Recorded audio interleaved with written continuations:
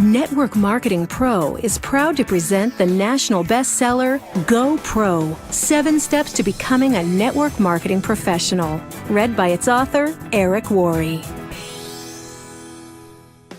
I remember the day I was introduced to network marketing for the first time. It was January 1988. I was 23 years old and selling real estate for a small company owned by my father and his friend, John Joyce. I was newly married with a little boy. I was already behind on my bills and I was scared. The year before, I had earned about $45,000 in real estate commissions, which was a good thing. The problem was that I'd spent about $60,000 and didn't save any money to pay my taxes, which would be due in just a few months. When John Joyce came to my desk that day and said, "Eric, I think I have a way for us to make some extra money," I said, "Tell me more." He went on to say a good friend of his had something to show us and had invited us to his house. So I got in the car with John and my dad and drove over to check it out. When we arrived, he brought us into his living room, popped a tape into his VCR and hit play. I sat and watched this crazy video. It was filled with mansions and limousines and testimonials of people making fortunes virtually overnight. It was so over the top, I just couldn't believe it to be true. So I proceeded to tell everyone I thought it was a bad idea and I wasn't interested. My natural mental filters just couldn't let it in. Then something interesting happened. John and my dad said, "Okay, that's too bad, but we're going to do it anyway." This had a major impact on me because the only thing worse than being broke and in debt was the thought of seeing these two go on to make huge money without me. So I changed my attitude, pulled my dad aside, and asked him if he'd loan me some money to sign up. Thank God he said yes, because deciding to become a network marketing distributor completely changed my life. When I got started, I treated my business like most people do, which is to say I didn't treat it like a business at all. I got in, made some phone calls, and hoped my timing and positioning was enough for me to get lucky and make a few bucks. And at first it worked. I did make some money, and it was very exciting, although I have to disclose something to you. For those first few months, my entire strategy was to quickly call all of my dad's contacts before he had time to get to them. I thought if I called them, told them my dad and John Joyce were involved, and got them to a meeting or to watch a video, then if they were interested, my dad wouldn't fight over who got the credit, since I was in his organization. I had limited success with this, but as you can imagine, it didn't last long. So 3 months after I got started, my network marketing income dried right up. And when it did, my positive attitude completely went away. I started to blame everything and everyone for my lack of success. My upline wasn't giving me enough help. The company didn't provide adequate training. I didn't know enough people. No one would respect me because I was so young. I blamed the product. I blamed the company. I blamed the economy. I blamed everyone but myself. But I had a big problem. Blaming the world wasn't helping to pay my bills, and I'd walked away from real estate after that first commission check. It was going to take too long to get a real estate commission, and I had no college degree, so getting a decent paying job was out of the question. The only place I could go to create some cash flow was back to network marketing. So I put my head down and went to work. At first, it wasn't easy. In fact, in my first 3 years, I rebuilt my organization 7 times.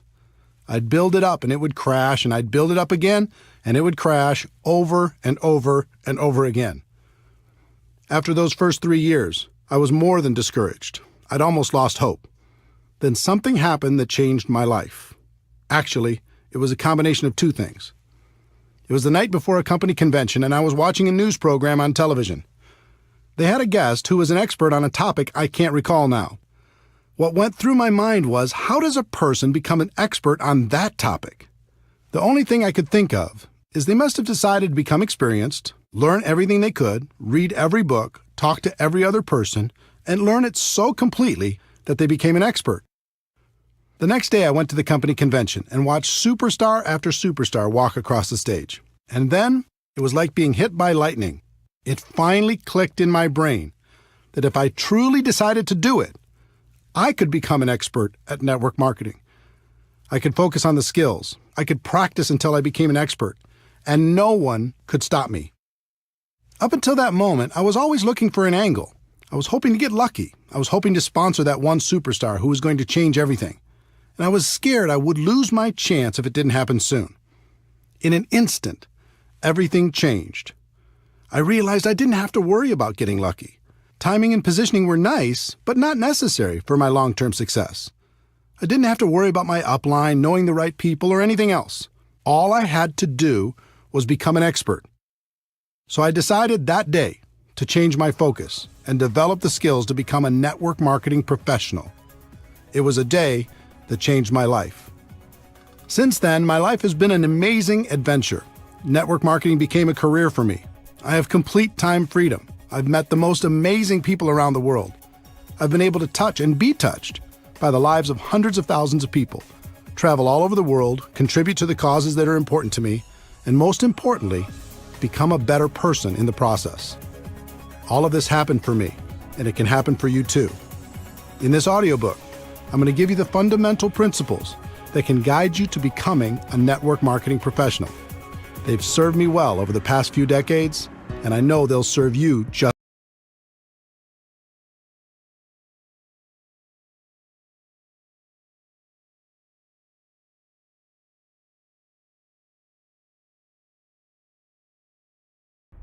Chapter 1. Network marketing isn't perfect, it's just better. Do you feel restless? Do you feel unsatisfied? Do you feel there must be a better way when it comes to your work and the way you make your living? The good news, there is a better way, but it's different than what you were taught in school. Let me explain. As I travel and speak around the world, I like to play an audience participation game. I ask people to help me create the ultimate business and to tell me specific things they'd like to have in that business and the things they'd like to avoid.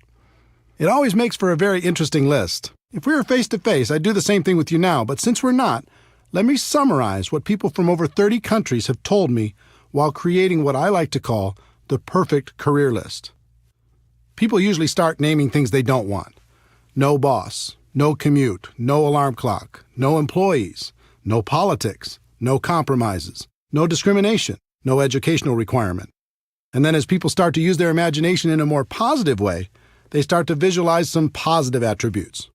Something positive, great product or service, unlimited income, residual income, enjoy the people you work with, time freedom, something meaningful, personal growth, lots of perks, international, contribution to worthy causes, low risk, low startup cost, economy proof, tax benefits, fun. Now you might add some attributes of your own, but wouldn't you agree that's a pretty good start? Imagine being able to enjoy a career with those attributes. All jobs that I know of fall into one of 5 categories: blue collar, white collar, sales, traditional business ownership, and investing. Blue collar careers. Here's the Wikipedia definition of blue collar. A blue collar worker is a member of the working class who performs manual labor. My definition is somebody who labors to fix something, make something, clean something, build something, or service something or someone. In my life, I've worked many blue-collar jobs, and for anyone who's ever engaged in this line of work, there's a certain satisfaction in a job well done. But here's the big question. Can blue-collar work deliver on the perfect career list? The obvious answer is no. Sure, it can deliver on some of the attributes. It might have a great product and a low startup cost or any number of other individual items on the list. But if you really look at it, blue collar just can't get you where you want to be. Not the perfect career. White collar careers. Here's the Wikipedia definition of white collar. The term white collar worker refers to a person who performs professional, managerial, or administrative work, in contrast with a blue collar worker whose job requires manual labor. Typically, white collar work is performed in an office or cubicle. My definition is a person who's employed by someone else to do work other than manual labor or sales. Many people choose a white-collar career as it's one of the most socially acceptable of the options available. It has long been viewed as the safe and secure option. Recently, that's changed. The implied contract that if you're loyal to the company will be loyal to you is long gone.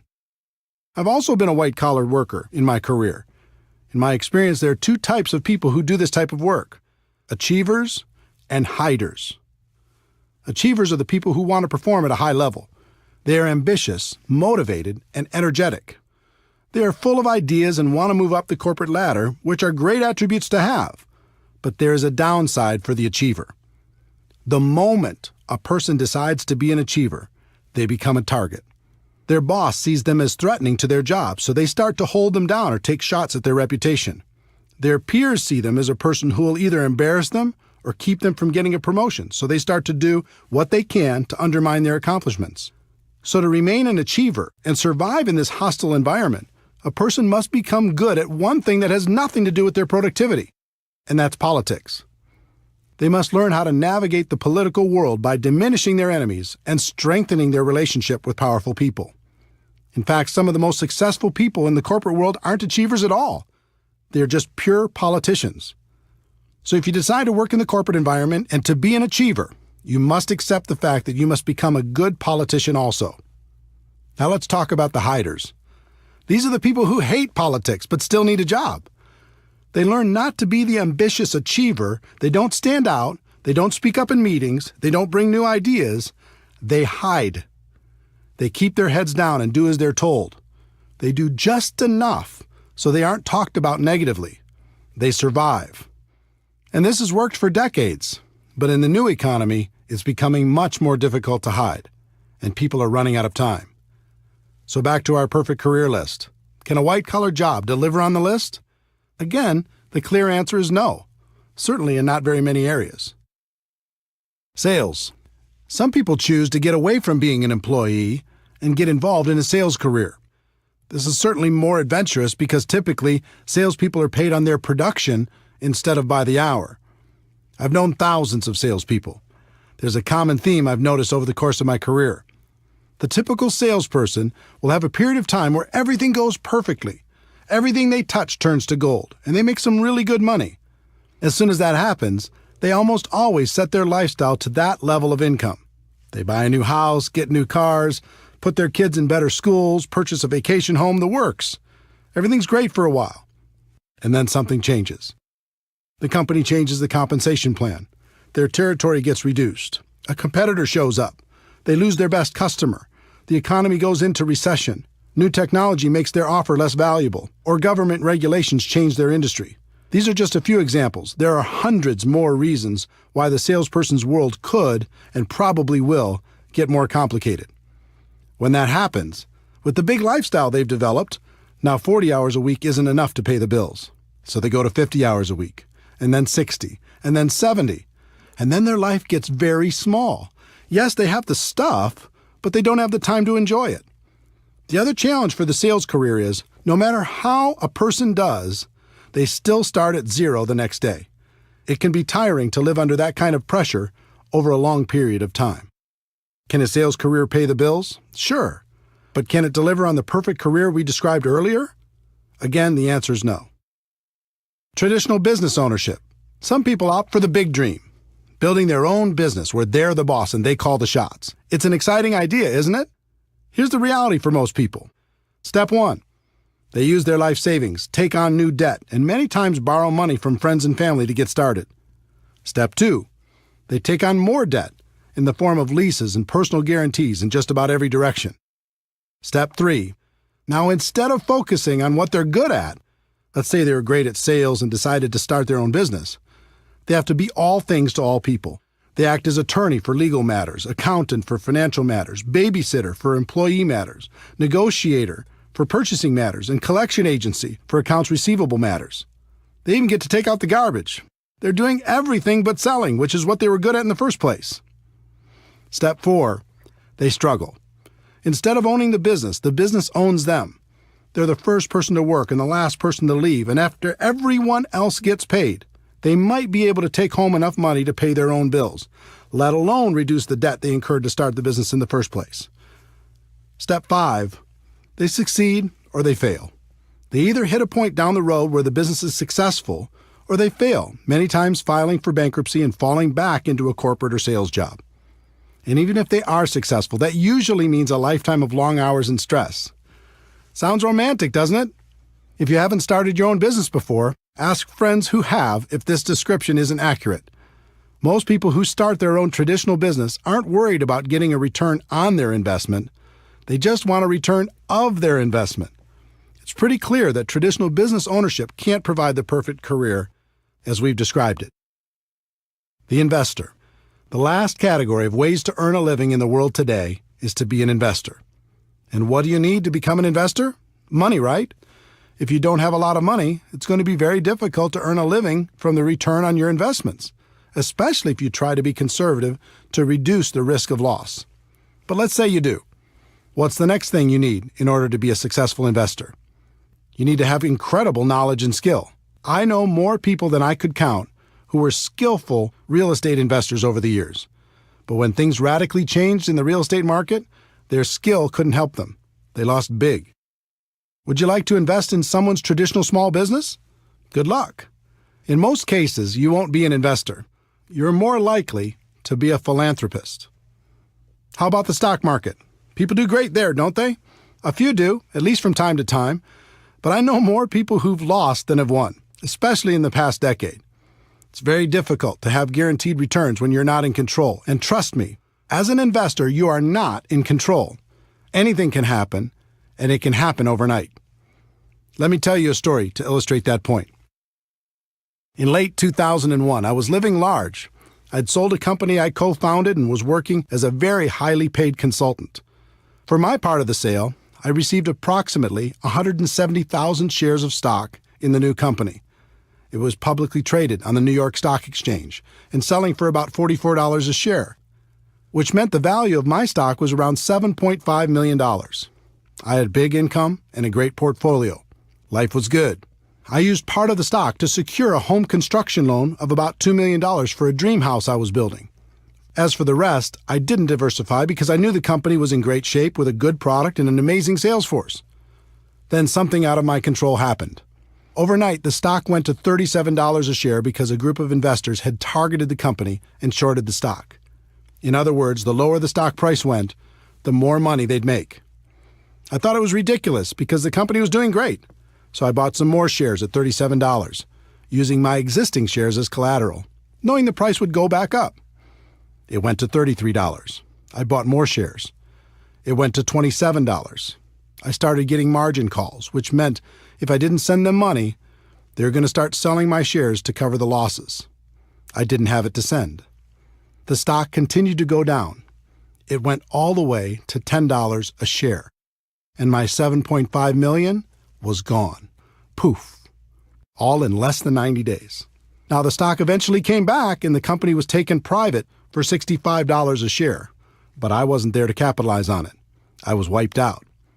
Could I have been smarter? Sure. Did I make mistakes? Absolutely. But here's the lesson. If you're going to be an investor, you have to accept that things will be taken out of your control from time to time. And when that happens, it can be very expensive. So back to our perfect career list. Can being an investor deliver on that list? I don't think so. We've talked about blue-collar work, white-collar work, sales, traditional business ownership, and investing. And none of them can deliver on our perfect career list. So is the perfect career even possible? The answer is yes, but to get there, you need to understand that everything is changing. The old models of compensation are dead or dying, and we are going through the biggest economic shift in any of our lifetimes. The new economy, the world as you know it, has changed. For the people who don't recognize that fact, it will be the worst of times. For the people who do, it will be the best of times. Over the last 100 years, an interesting phenomenon occurred. The rise of the corporation became the standard in society. The safe and respected place for people to exist in the world was as an employee. Step 1, go to school and learn how to be an employee. Step 2, find a company that will employ you. Step 3, work for that company for 40 years. Step 4, retire. In recent decades, the promise of being rewarded by the company for your loyalty and hard work has been exposed as a myth. People began to realize the loyalty they were giving to their company was not being given in return. So a different process evolved. Step 1, go to school to learn to be an employee. Step 2, find a company that will employ you. Step 3, switch companies for various political or economic reasons every 3 to 5 years over the course of your career. Step 4, find that you can't retire comfortably after 40 years, so you keep working.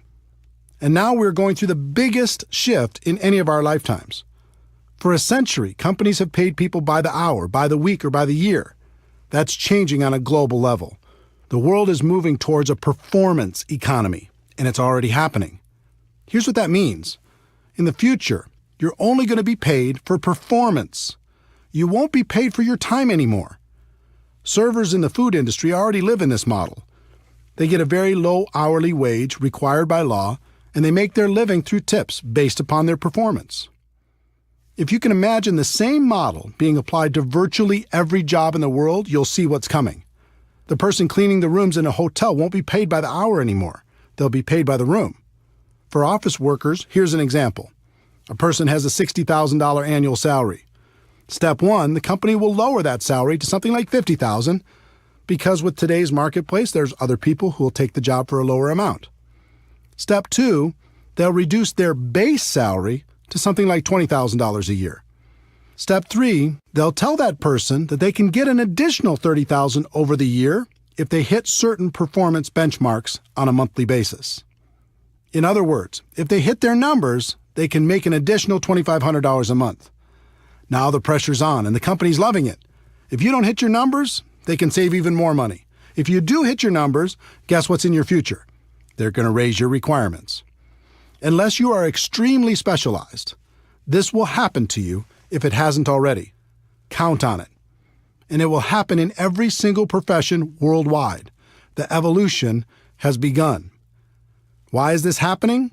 One, it's a better model for the company. They'll get better results with less expense. Two, the new economy needs fewer people, so the company has more people competing for fewer and fewer jobs. Let me explain why the new economy needs fewer people. The exponential rise of technology has changed everything. Over 100 years ago, 90% of the population worked in agriculture. Today, because of dramatic efficiencies, it's less than 1%, and the farming jobs are gone. Remember customer service call centers where you talk to people? Today, you talk to a machine, and those jobs are gone. Remember when companies had a massive amount of salespeople? Now people order online, and those sales jobs are gone. Remember Blockbuster Video and all of its employees? Now people watch movies on their handheld or tablet devices, and those jobs are gone. I love books, but go to your local bookstore while you can. They'll be history soon, and so will the jobs provided by those stores. I could go on and on through virtually every work category in the world. Technology and efficiency are eliminating jobs every single day, and there's nothing we can do to stop it. In fact, it's only going to accelerate. If you're sitting there waiting for the economy to bounce back and for jobs to return, don't. They aren't coming back. Just like the children of farmers saw the handwriting on the wall and left farming for new vocations, the same thing is happening for people working in old economy jobs. To survive, they'll need to open their eyes to this reality and find something new. Network marketing is better. The best way I know to not only survive but to thrive in the new economy is network marketing. There are important products and services in the world today that need to be promoted to the people who need them. Consumers still need to be educated. Companies have choices. They can dive into the ever-fragmented world of advertising to get the word out. They can hire a large and expensive sales force to sell their products or services, or they can utilize network marketing to tell their story to the world. More and more, companies will choose to use network marketing because it fits the new economy. They can provide all the corporate support and paid distributors on a purely performance basis to promote their products. It's extremely efficient because in the new economy, word-of-mouth advertising continues to work better than any other form of promotion. The company can just take the money they would have spent on advertising and promotion and pay it to their distributors to spread the word. What that means for you as an entrepreneur is that you can receive all the benefits of traditional business ownership without the typical risks. And there will be no cap on your income because network marketing companies want you to make as much as possible. If you're going to be paid for performance anyway, why live with the cap? The catch to network marketing. This all sounds great, and it is. But there's a catch that most people won't tell you. Here it is. You must accept a temporary loss of social esteem from ignorant people. That means for a while, people still living in and trying to function in the old system will think less of you. They won't understand. They'll think you're crazy for being involved in network marketing. And actually, the word accept isn't completely accurate. You need to do more than that. You need to embrace the temporary loss of social esteem from ignorant people. You are seeing the future before it becomes apparent to everyone else. You are the smart one. You are the person taking action to live a better life. There's a reason why people will think less of you, and it's not just because they're stuck in the old system. Let me see if I can help you better understand this, because if you decide to make network marketing your profession, it's important to know. Most people have either joined a network marketing company or know someone who has. This is what goes through the mind of virtually every person who decides to get involved. I can think of 5 or 6 people who might do this too. My sister'd be great. My friend loves this kind of thing. I know this other person who'd be amazing. Okay, I'll join. In other words, they aren't joining a profession. They're just hoping to get lucky, sign up a few people to cover their own startup costs, and sit back and wait for the money to roll in. The allure of being paid for someone else's efforts is powerful, but often badly misunderstood. They haven't started a real business. They just purchased a glorified lottery ticket. Imagine a lottery ticket with 6 scratch-off spots. Those spots represent each of the people the new person thinks will certainly join. They approach those people and try to get them to join. And because of their lack of skill, most of them end up with nothing, just like the lottery ticket. This becomes just another lost opportunity. And since they've acted in unskilled ignorance, they may have damaged some friendships as well. So they rip up the ticket.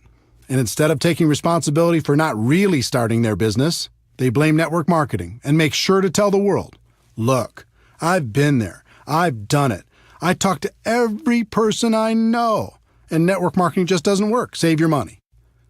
That's what you're dealing with if you choose this as a profession. The opinions of ignorant people who think they've done it right and it doesn't work. If that's going to be too hard to handle, then network marketing isn't for you. But if you can embrace it, the world is yours. The people who embrace this get paid big money.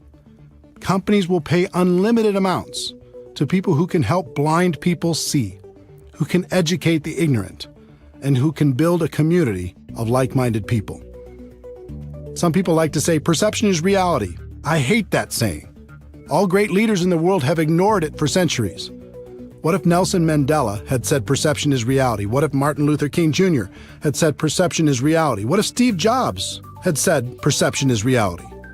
The great leaders of the world said, reality is reality, and I'm going to do everything possible to help people understand that fact. The truth is, network marketing isn't perfect. It's just better. And that's reality.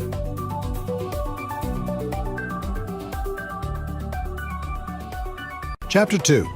If you're going to be involved in network marketing, decide to be a professional. Decide to go pro. There are 3 categories of people in network marketing. I've seen all of them, and I've been all of them. They are the posers, the amateurs, and the professionals. Posers. Posers treat this profession as a lottery ticket. They're hoping to hit it big with as little effort as possible. When I first started out, I was a poser, hoping to ride on my dad and his partner's coattails. Luckily for me, I got some results, and that kept me going, at least in the short term.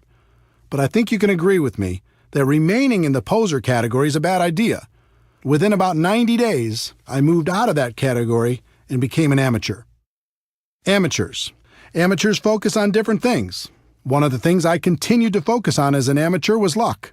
I was really hoping to get lucky and sign that monster distributor who was going to make me rich. We've all heard the stories of some person who had their lives completely changed by one sign-up.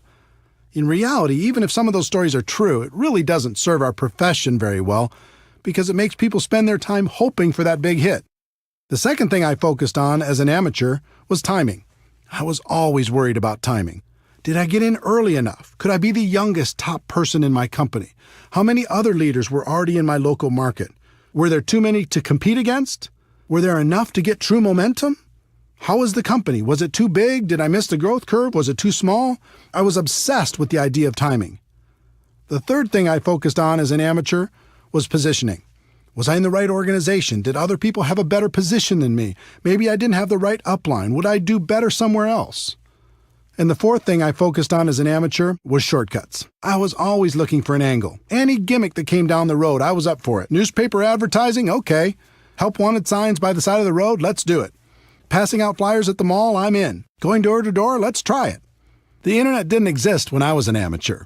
Just imagine how crazy I would have been over all the internet tactics I could have used to distract myself.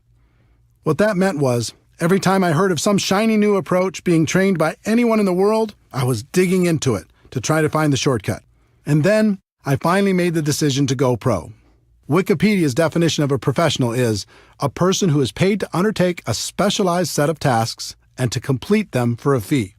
My definition of a network marketing professional is a person who is an expert at the skills required to build a large and successful network marketing organization. There is a phrase in our profession that does more harm than good. It says, "Ignorance on fire is better than knowledge on ice." The point of this phrase is that it's better to be excited and ignorant than it is to be apathetic and smart. That may be true, but why do we have to choose one or the other? Let me give you an example. Let's say you're in need of an operation. At the hospital, you meet your doctor. He comes in and says, "I'm very excited to conduct your operation. I'm so passionate about it I could hardly sleep. No one on earth wants to help you more than I do."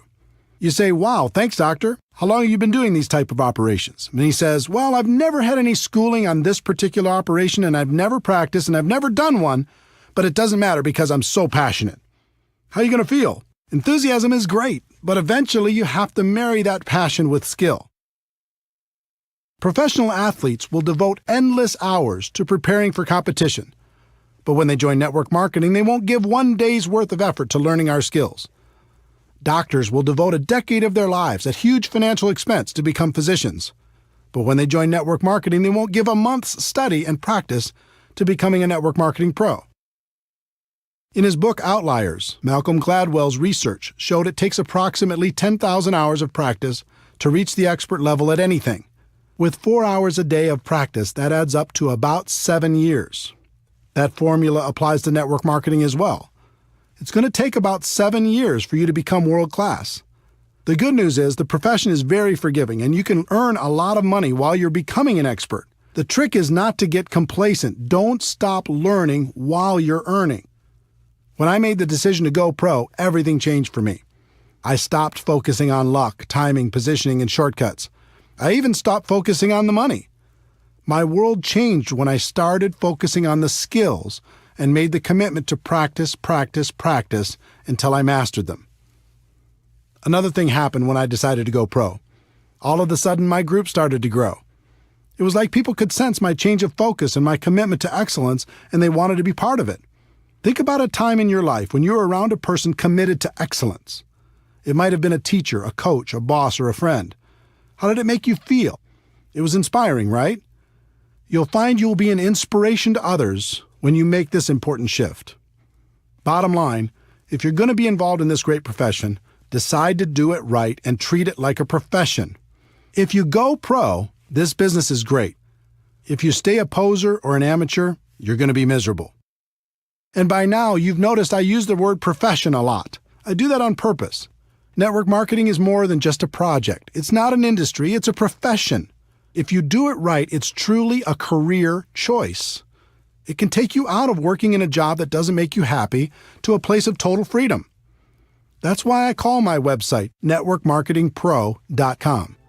Here's what I tell people every day. Ladies and gentlemen, my wish for you is that you decide to become a network marketing professional, that you decide to go pro. Because it is a stone-cold fact that we have a better way. Now let's go tell the world. When the site launched on March 11, 2009, very few people called themselves network marketing professionals. That's no longer the case. Millions of people have changed the way they think about our business, and I'm proud of that fact. I look forward to the day when it's common for people to hear, "I'm a doctor, but I'm also a network marketing professional. I work in construction, but I'm also a network marketing professional. I'm an athlete, but I'm also a network marketing professional." The more people hear those words, the more the world will be ready for a better way.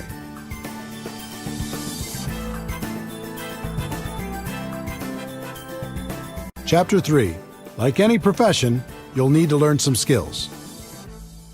I hope by now I've been successful at convincing you that network marketing is a better way. I hope I've also gotten the point across, if you're going to be involved, it's best to become a professional.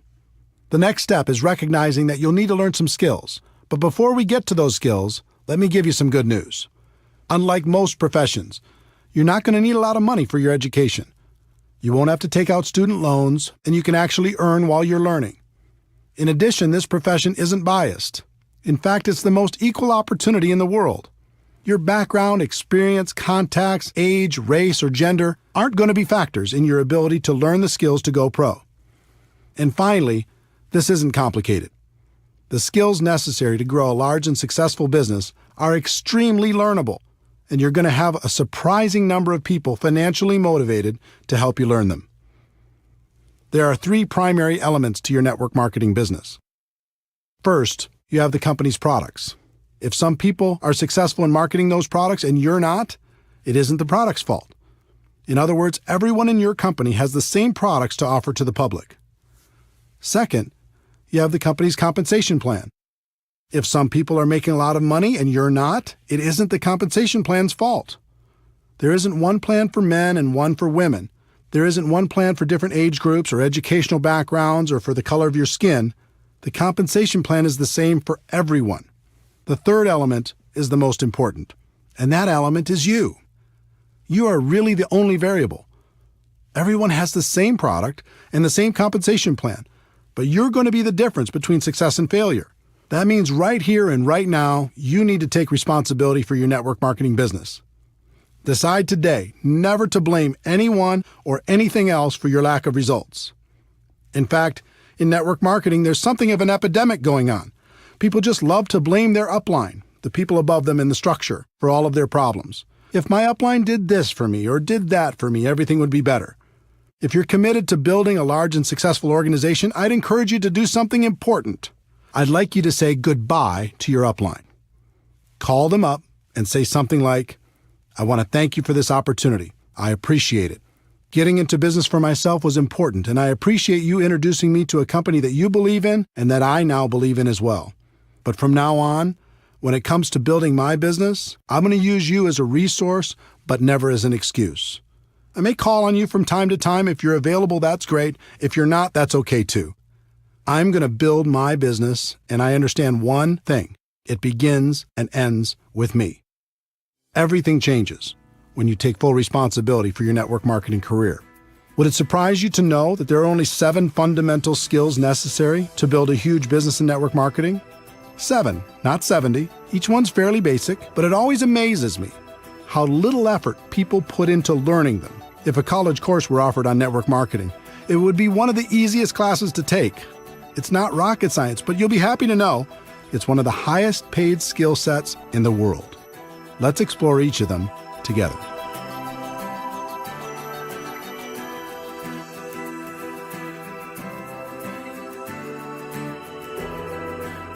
Chapter 4. Skill number 1, finding prospects. When people look at network marketing, one of their big questions is, do I know anybody? They believe if they know a lot of people, they can have lots of success, and if they don't know a lot of people, they don't have a chance. It sounds logical, but it's just not true. As I mentioned in Chapter 2, there are 3 kinds of people in network marketing: posers, amateurs, and professionals. When it comes to finding prospects, the posers will make a mental list of 3 or 4 or 5 people they hope will join their business, and their entire future is based upon the response of those few people. If they're lucky enough to get one of them, they can extend the life of their career for a short time. They might even make another mental list of 3 or 4 people. Hopefully, they'll eventually decide to stop being a poser and upgrade to the amateur ranks. Would it surprise you to know that approximately 80% of all the people who join network marketing approach the task of building a business as posers? It's true. 8 out of 10 distributors first approach their business with the poser mentality. They make a small mental list and see what happens. They never set out to develop the necessary skills. Your job is to make sure you're not one of them and to help your team do the same. Educate people. Help them understand how powerful this opportunity can be if they treat it with respect. For the posers, their only real chance is luck, and that luck had better happen fast. The second group is the amateurs. Instead of a small mental list, these people make a written list, which is a step in the right direction. Let's say they make a list of 100 prospects. They charge out there with excitement, but not a lot of skill. They begin prospecting, and their list begins to diminish. As it grows smaller and smaller, their anxiety grows higher and higher. Their biggest fear is running out of people to talk to. I know that was my biggest fear. In my early 20s, my list wasn't anything to brag about. As I mentioned before, I tried to use my parents' contacts at the beginning, and it didn't take long for me to run out of names. Soon everyone in my world knew what I was doing and had either said yes or no. It was scary. I felt like if I didn't find some great people from my list and find them soon, I was going to fail in this business. It never occurred to me that finding quality people to prospect was a skill. Up until this point in my career, I always viewed the list as the ticket to wealth. If you had a good list, you'd succeed. And if you had a bad one, you either had to get lucky or you'd fail. When I came to my defining moment and committed to become a professional, I began to study the people who'd built large and successful organizations. I found that the professionals approached finding people to talk to as one of their core skills. It was part of their job to find new people. They weren't interested in luck. They weren't worried about running out of people. They developed the skill to make sure that never happened. The professionals started with a written list, but then they made the focused commitment to never stop adding to the list. They created something called an active candidate list. And I'm going to show you how to do the same thing. One of the people who taught me how to do this well was Harvey Mackay, author of the huge best-selling book, How to Swim with the Sharks Without Being Eaten Alive. Harvey is a good friend, and he's also one of the best networkers in the world. I once asked him how he built such a large and influential list of friends. He told me at the age of 18, his father sat him down and said, "Harvey, starting today and for the rest of your life, I want you to take every person you meet, get their contact information, and find a creative way to stay in touch." He's done that for over 60 years. And today his list of friends totals more than 12,000 people. And these just aren't social media friends. They're real friends. And I consider myself fortunate to be one of them. If you want to master this skill, follow these 4 simple steps. Step 1. Make your list as comprehensive as possible. Include every person you can think of. Every person. It doesn't matter if you think they are a prospect or not. Your database will be one of your most important assets. Everyone goes on the list. If they're negative, put them on your list. If you hate them, put them on your list. If they're your best friend, put them on your list. If they said, "I'll never be involved in network marketing," put them on your list. If they're 98 years old, put them on your list. If they're 18 years old, put them on your list. It's important to do this because as you empty your mind out on paper, it will make more room for new context to find room in there. When you write down your nephew, you begin to think about the circle of people around your nephew. All of these connections will become apparent to you as you make your list more and more comprehensive. Think about everything. Every organization you've ever been involved in, every group you've ever been a part of, everything you've ever done. If you do this right, it'll end up being hundreds and hundreds and maybe even thousands of people. You're not required to prospect everyone on your list. That's up to you. But it's extremely important to do the work necessary to truly capture your network on paper. Step 2. Have you heard of the concept that we're all only 6 contacts away from any person in the world? 6 degrees of separation? I'm not sure if that's a myth or if it's true, but I believe in the concept. So step 2 is looking at your list and thinking about the people they know. The 2nd degree of separation. Chances are you'll know most of them also. Think about members of your family. Who do they know?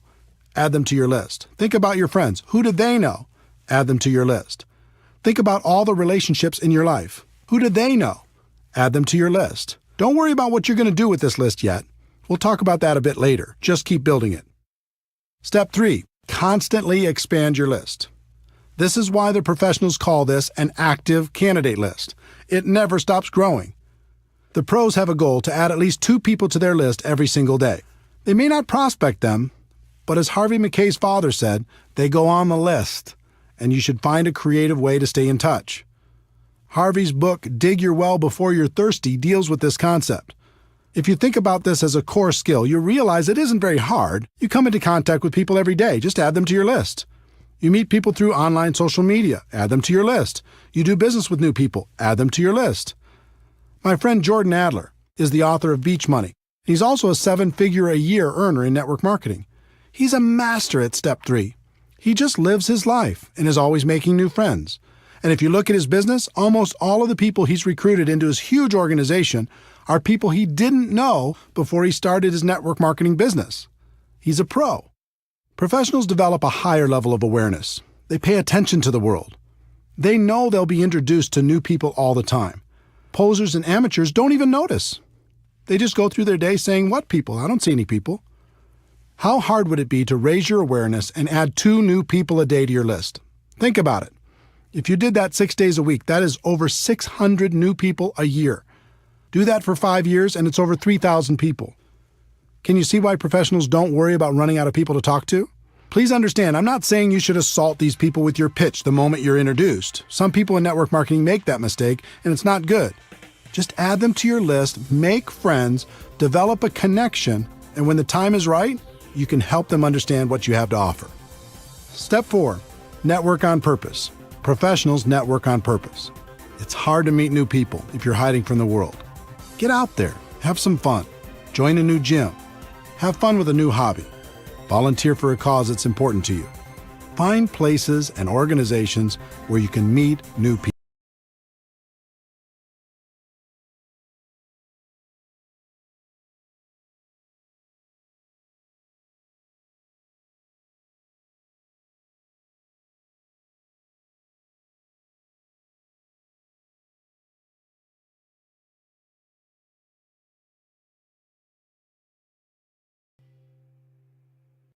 Chapter 5.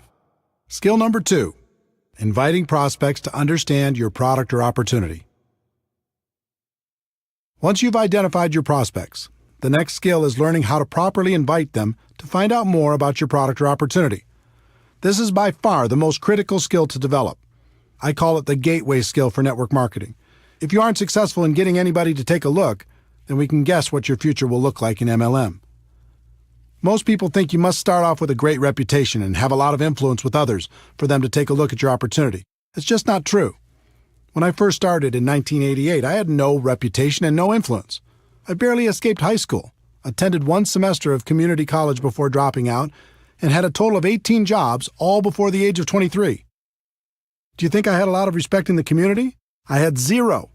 And since I was a $5 to $10 an hour person, all of my friends were the same, so they weren't much help. Most of them were still living with their parents. But I was desperate, and I was scrappy. In the beginning, I made up in numbers what I lacked in skill. I called everyone I knew, and I gave them my pitch. A few of them joined. Most didn't. I placed ads in the local newspaper.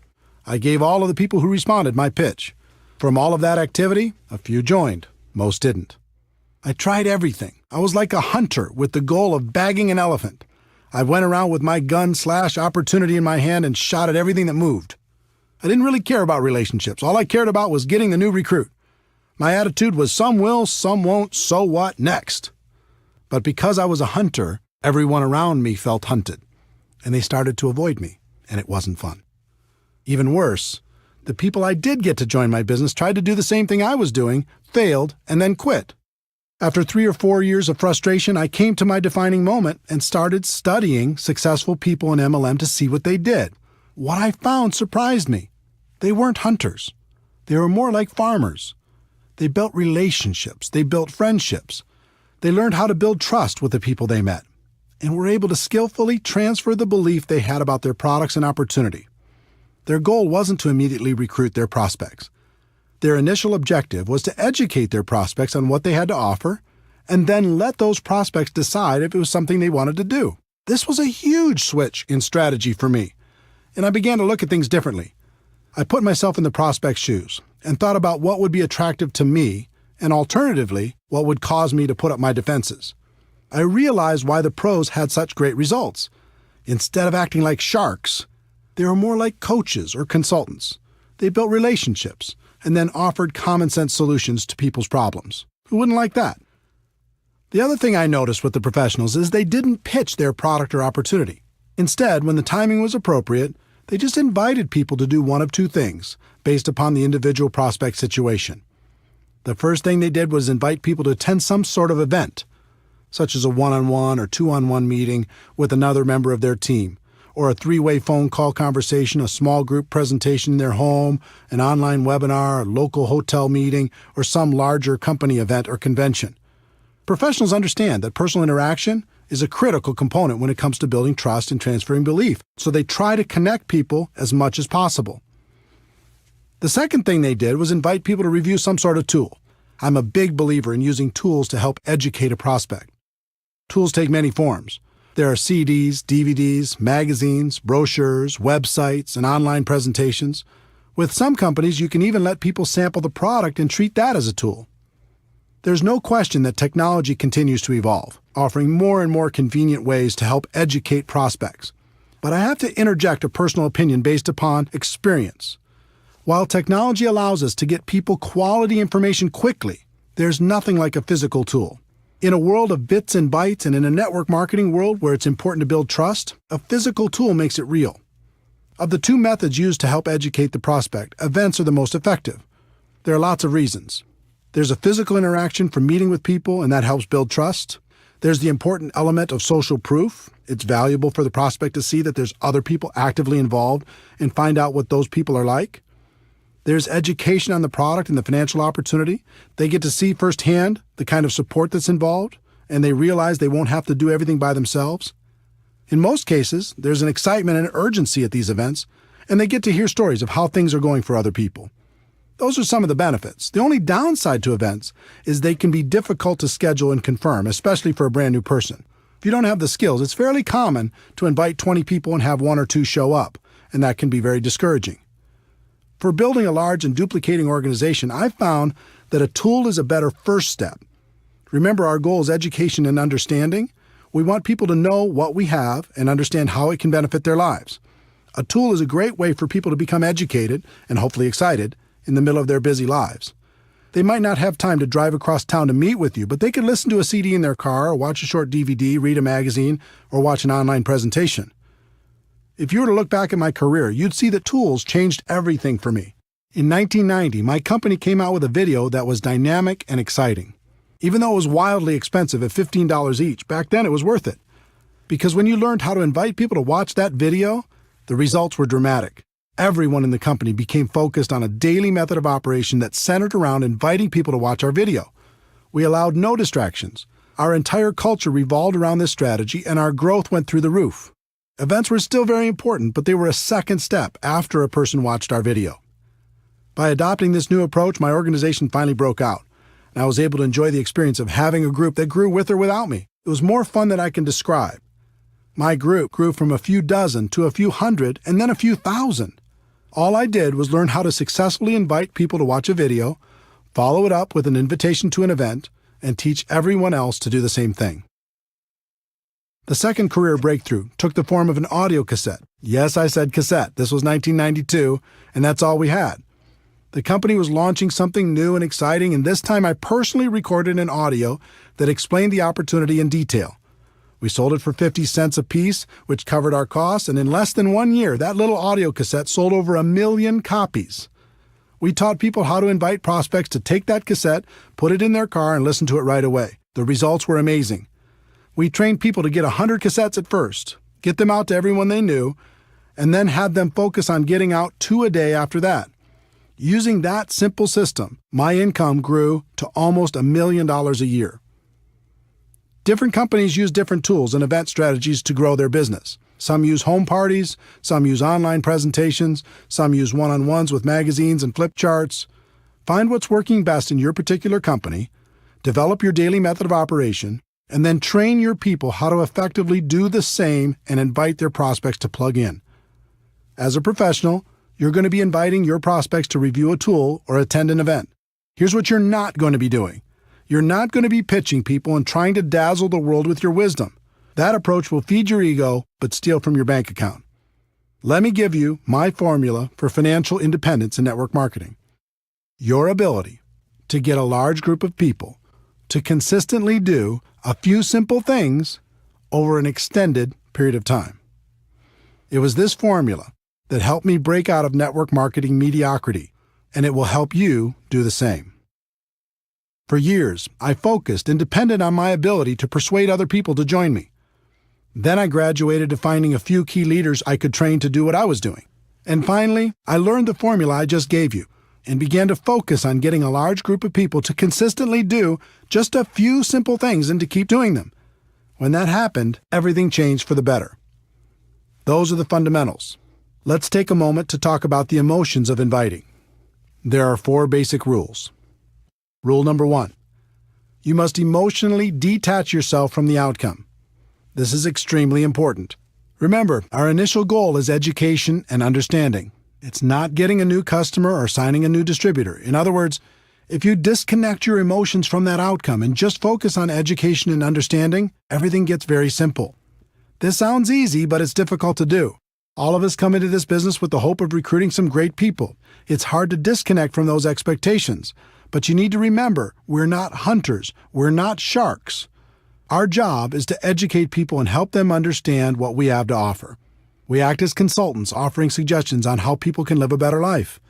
If you focus on getting a customer or a new distributor, you'll constantly be disappointed and you'll find your prospects running away from you. If you focus on education and understanding, you'll have fun and your prospects will enjoy the experience. Rule number 2, be yourself. So many people become a different person when they start inviting. This makes everyone uncomfortable. Be yourself. Just focus on being your best self. Rule number 3, bring some passion. Enthusiasm is contagious. It's okay to get a little bit fired up. Get focused. Listen to some music that inspires you. Smile when you're on the phone. I assure you, your positive emotion will translate into better results. Rule number 4, have a strong posture. This was a big one for me. At first, I was so insecure, I didn't think anyone would take me seriously. But as I watched the professionals, I noticed their posture. They were bold, they were confident, they were strong. So I decided to be bold as well. I stopped apologizing all the time. Instead of saying, yes, I know I've had a lot of jobs so far in my life, but I'm hoping this will be the change I've been looking for, I started saying, guess what? I'm sick and tired of the life I've led up until this point, and I've decided to take charge. I wouldn't bet against me because I'm serious. You feel the difference? Be yourself, but be a bolder self. Be yourself, but be a stronger self. Be yourself, but be a more confident self, at least when you're inviting. I found I could do that for short periods of time at the beginning. And just like building a new muscle, I could eventually do it longer and longer until it became part of me. So now that we've set the stage, let's go through the invitation formula.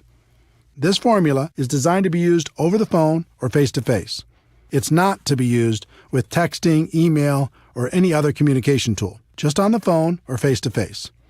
This can work with your warm market prospects, someone you know, or cold market prospects, someone you meet while living your life. I'll give you examples for both. There are 8 steps to a professional invitation. That might sound complicated, but with a little practice, you'll find it's an easy skill to master. Step 1, be in a hurry. Step 2, compliment the prospect. Step 3, make the invitation. Step 4, if I, would you. Step 5, confirmation number 1, get the time commitment. Step 6, confirmation number 2, confirm the time commitment. Step 7, confirmation number 3, schedule the next call. And Step 8, get off the phone. Step 1, be in a hurry. This is a psychological issue. People are always more attracted to a person who has things going on. If you start every call or face-to-face conversation giving the impression that you're in a hurry, you'll find your invitations will be shorter, there will be fewer questions, less resistance, and people will be more respectful of you and your time. Examples for warm market prospects. I don't have a lot of time to talk, but it was really important I reach you. I have a million things going on, but I'm glad I caught you. I'm running out the door, but I needed to talk to you real quick. Examples for cold market prospects. Now isn't the time to get into this, and I have to go, but I have to run, but get the message? Set the tone with some urgency. As for the examples I'm sharing with you, don't worry too much about the exact words. Just focus on the concept and use your own words. Let people know you're busy, you've got a lot going on, and your time is short, but it was important for you to talk to them real quick, and do it with some passion in your voice. Step 2, compliment the prospect. This is critical. The sincere compliment, and it must be sincere, opens the door to real communication and will make the prospect much more agreeable about hearing what you have to say. Examples for warm market prospects. You've been very successful, and I've always respected the way you've done business. You've always been supportive of me, and I appreciate that so much. Great to use with family and close friends. You have an amazing mind for business and can see things other people don't see. For as long as I've known you, I thought you were the best at what you do. Examples for cold market prospects. You've given me some of the best service I've ever received.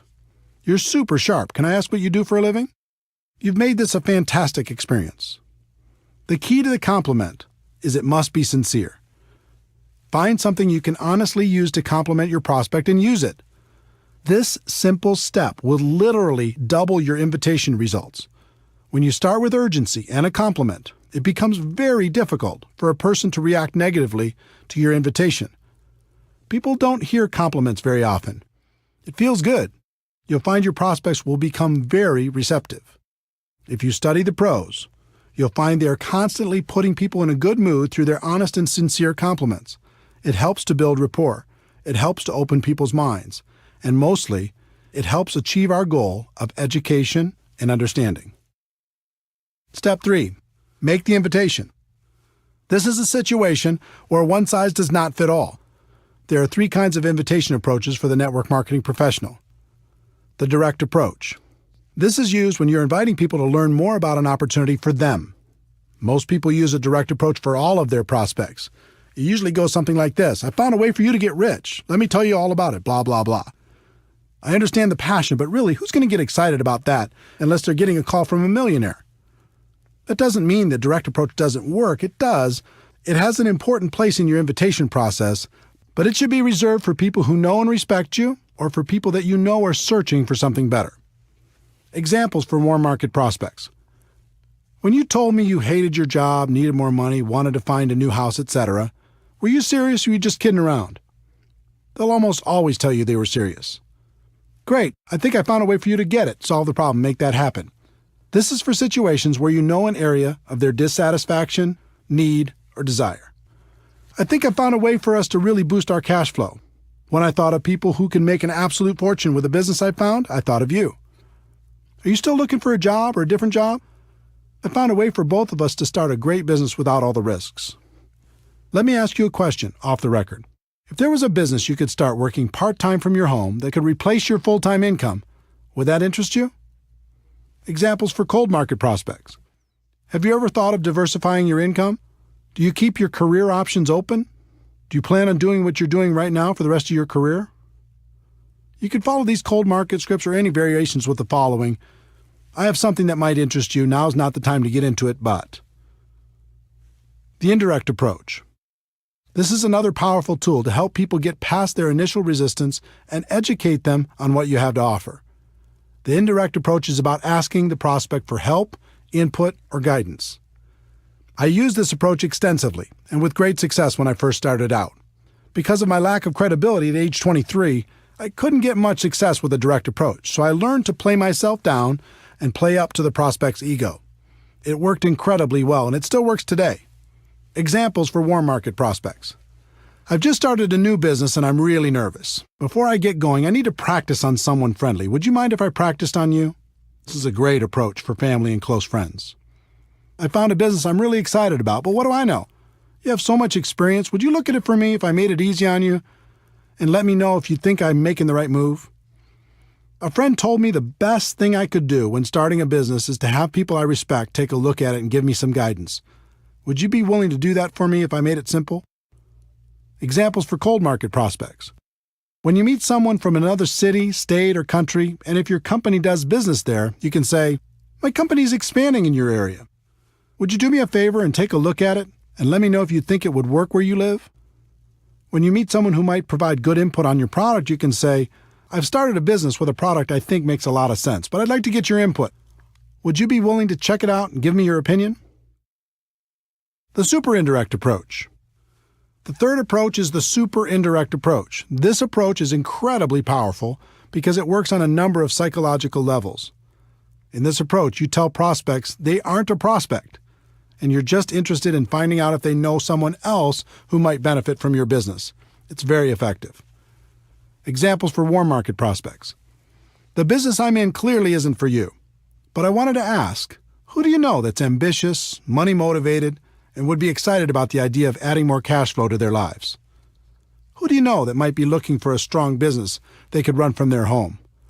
Who do you know that's hit a wall with their business and might be looking for a way to diversify their income? I'm working with a company that's expanding in this area, and I'm looking for some sharp people that might be interested in some additional cash flow. Do you know anyone who might fit that description? In most cases, they're going to ask you for more information before they give you any names. Behind that request will be curiosity and intrigue, thinking this might be for them, but they're not going to admit that to you yet. When they ask for more information, you can respond with, "That makes sense." You'll want to know more about it before you refer some of your contacts. Then you could just move to step 4. Examples for cold market prospects. Cold market is exactly the same as warm market for the super indirect approach. Just use the warm market scripts or any variation that's comfortable for you. Step 4. If I would you. This question has been my secret weapon for a very long time. It is by far the most powerful phrase I've come across in building a large and successful network marketing business. If I gave you a DVD, would you watch it? If I gave you a CD, would you listen to it? If I gave you a magazine or some other printed material, would you read it? If I gave you a link to a website with a complete presentation, would you check it out? If I invited you to a special invitation-only webinar, would you attend? If I invited you to a special invitation-only conference call, would you listen in?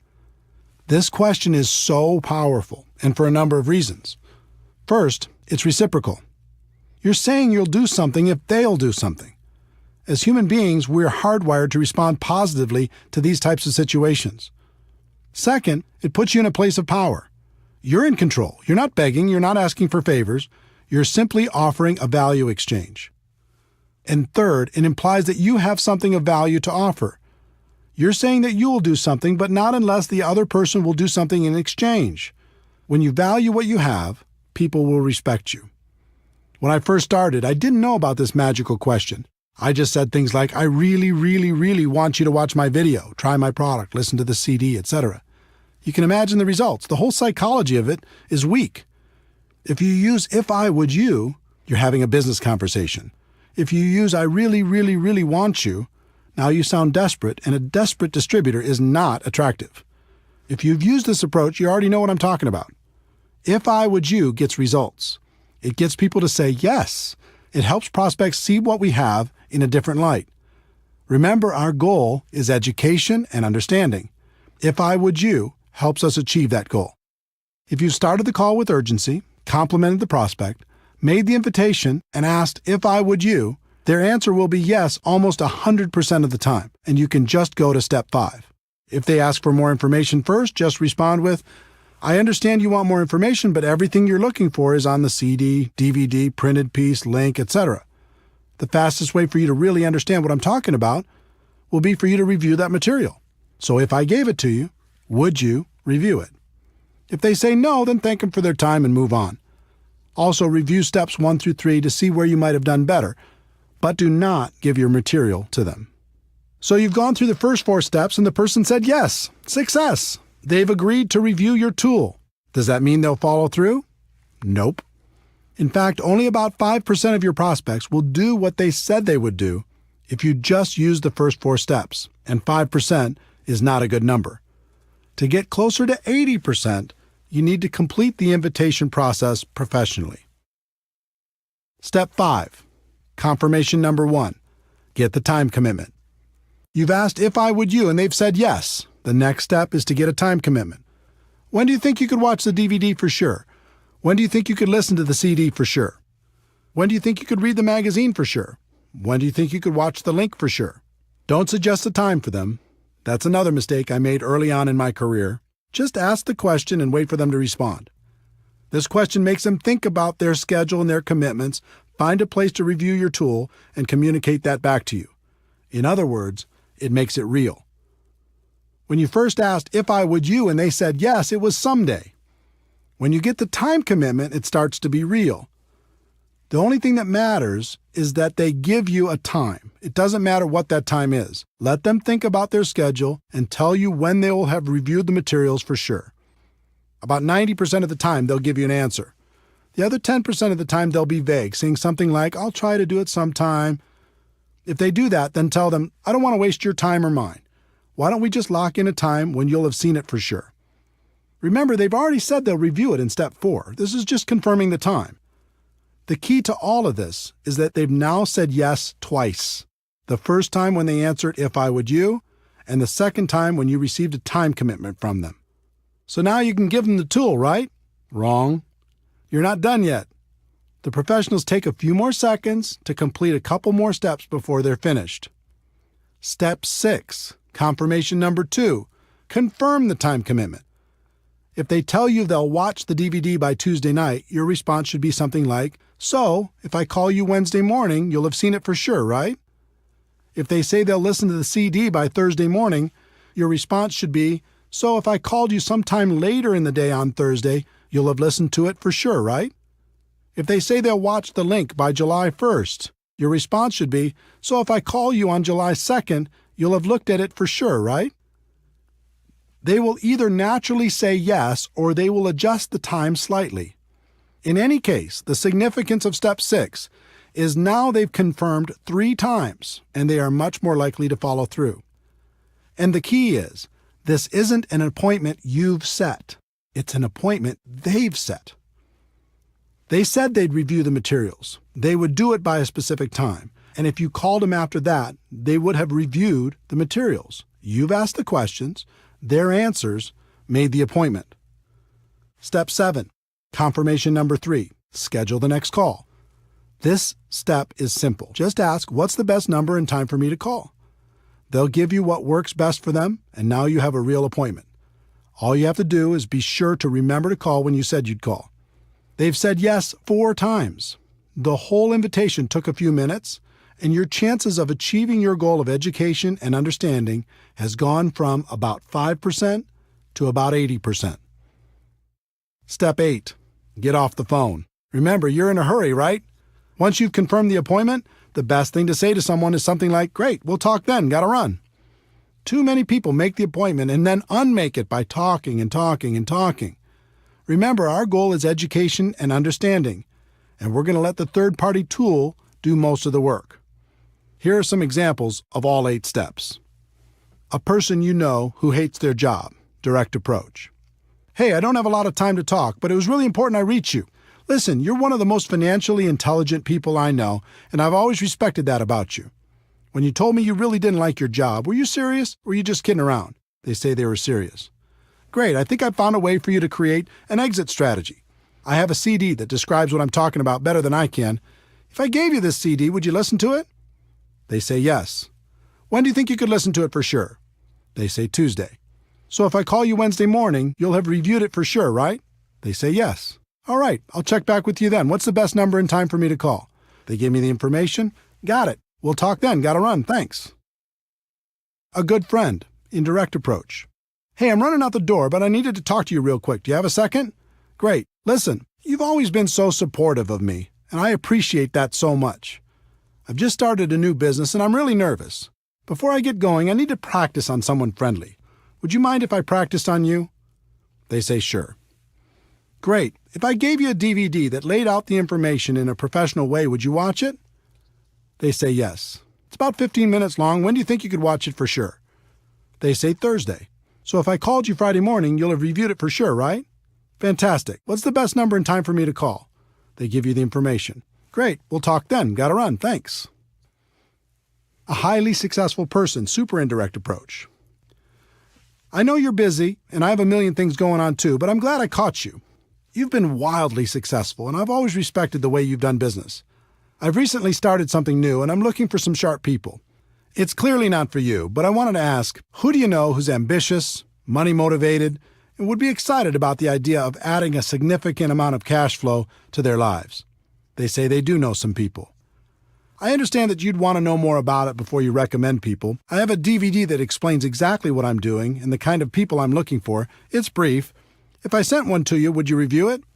They say they would. "Thanks. When do you think you could view it for sure?" They say next Monday. "Okay, so if I call you next Tuesday, you'll have reviewed it for sure, right?" "Okay, I'll check back with you then. What's the best number and time for me to call?" They give the information. "Okay, great. Thanks again. I appreciate it so much. Talk to you next Tuesday." A cold market prospect who's done a good job selling you something. Direct approach. "Now isn't the time to get into this, and I have to go, but you're super sharp, and I happen to be looking for some sharp people. Do you plan on doing what you're doing now for the rest of your career?" They say no. "Good. I have something that might interest you. Now isn't the time to get into it, but I have a DVD that explains it all in great detail. If I gave it to you, would you watch it?" They say yes. "When do you think you could watch it for sure?" They say Sunday. "So if I called you Monday, you'll have reviewed it for sure, right?" They say yes. "All right, I'll check back with you then. What's the best number and time for me to call?" They give you their information. "Okay, here it is. Thanks again for the excellent service, and I'll talk to you soon." Are you feeling the flow of how this works? Obviously, there are many possible variations for different kinds of prospects, but I hope these examples help you understand how everything comes together. In terms of scripts, it's best if you get the basic concepts down and don't focus too hard on the exact script. Life doesn't work that way. But if you learn to let your prospect know you're in a hurry, then compliment them, then invite them, then pass on a tool with "if I would you," then confirm using the process I described, and finally get off the phone or complete the invite, you'll do just fine. Remember, in recruiting, there are no good or bad experiences, just learning experiences. On your journey to become a network marketing professional, the best thing that can happen is for you to develop the skills to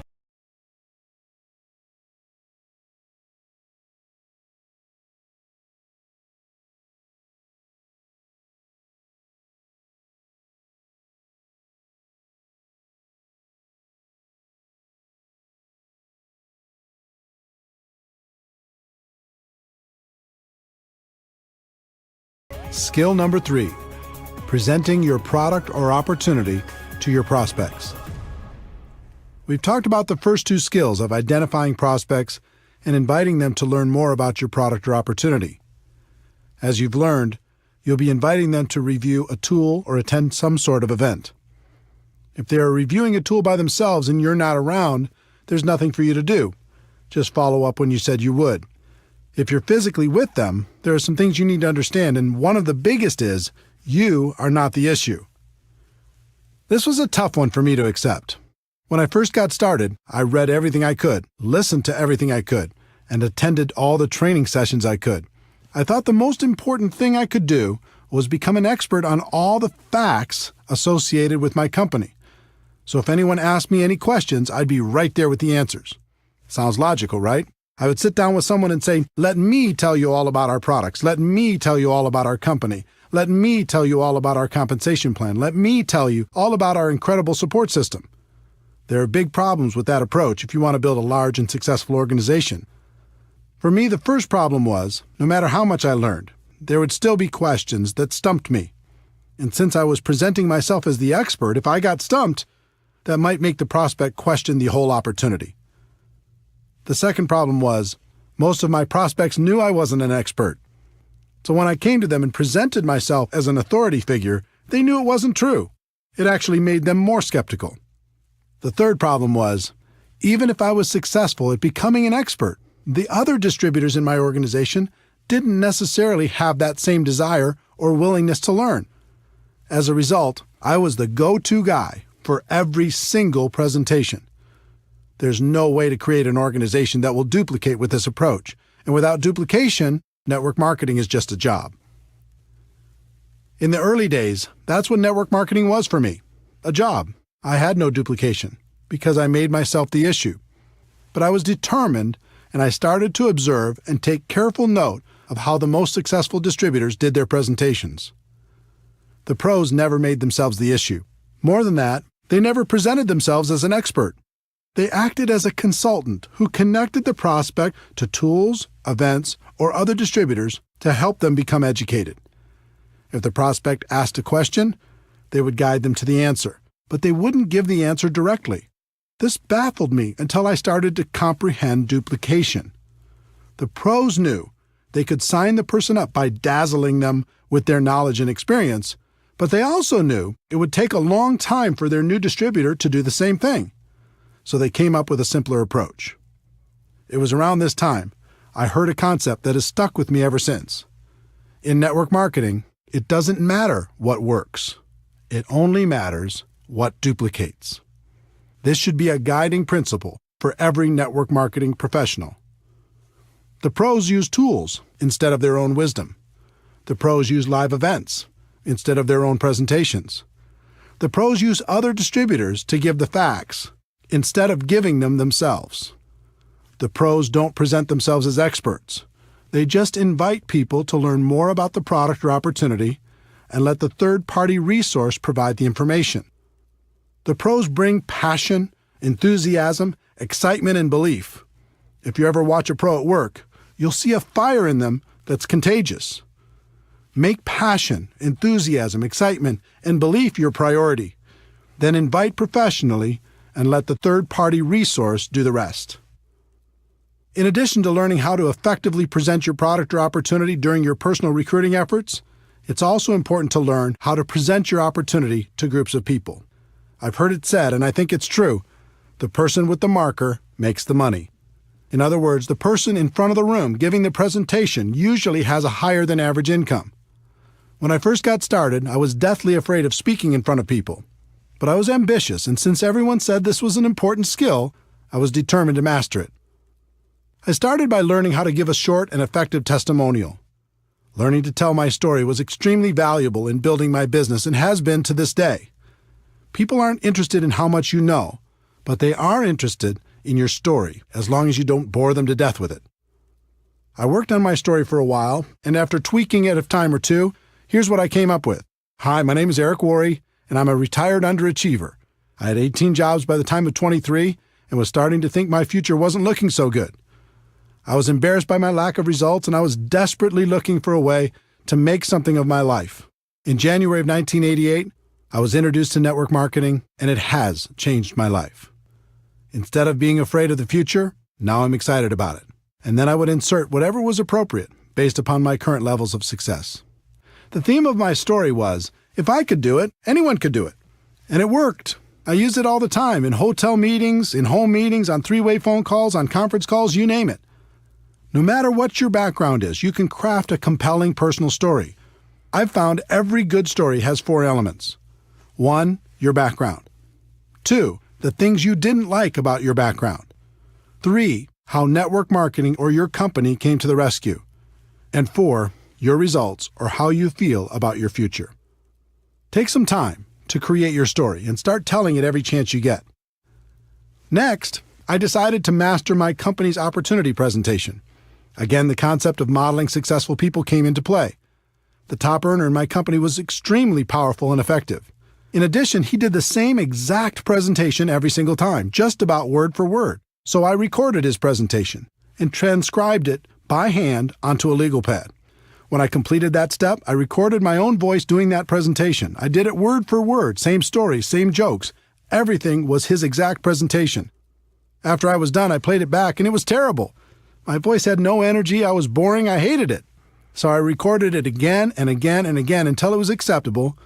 In the end, I had an audio cassette with my presentation on it. And I listened to it over and over in my car. I'll bet I listened to that presentation 500 times. And by that time, I had it memorized. I knew it backwards and forwards. I could start from any part of the presentation and take it from there. You would not believe the confidence this gave me. I went from being afraid to do the presentation to actively looking for opportunities to give it. I did the presentation on conference calls, in home meetings, on three-way calls, and any place else I could find. I became a regular presenter at our local meetings and continued to move up to bigger and better venues, even being asked to speak at company conventions. For me, the evolution of becoming a presenter went through several stages. 1, learning my story. 2, learning the standard opportunity presentation. And 3, learning different training presentations. One big defining moment as a presenter came in 1993. I was 29 years old and starting to make a name for myself in network marketing. I was having a conversation with the CEO of the company and the #1 distributor at that time. I can't remember exactly how the topic came up, but I recall saying something to the CEO like, well, he, the top distributor, might be a better networker than I am right now, but I can outspeak him any time. It was meant as a joke, but the CEO raised his eyebrows and said, okay, son, I'll tell you what. We have our big convention coming up. Over 14,000 people will be in attendance. I'll give you both the same amount of time, and we'll have a private contest. I'll handpick a few judges, and they'll vote on who did a better job. Wow.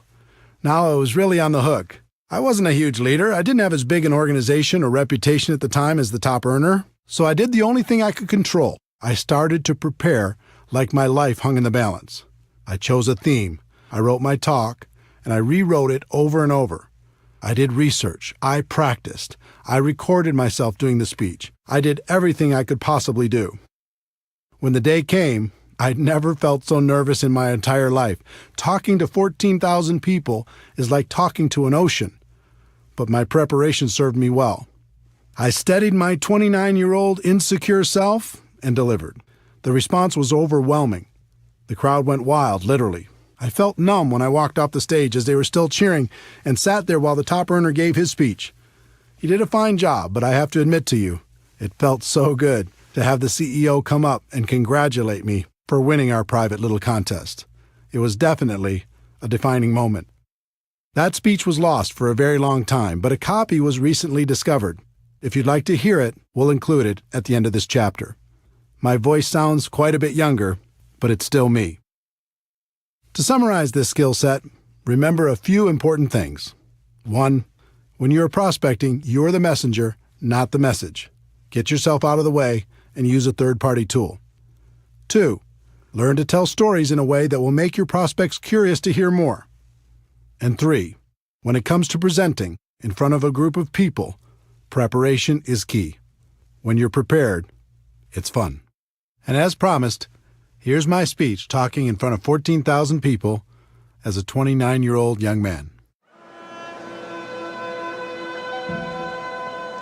Over 200 years ago, there was a revolution, an American Revolution, an event that literally changed the course of history. It was led by a group of unsatisfied people. People who were tired of being told what they could do and when they could do it. People were fed up with their lack of choices and their lack of personal freedoms. People fed up with their lives being controlled by others. Fed up with being oppressed, fed up with being manipulated. They finally said, enough, I've had it, and I'm not going to live like this anymore.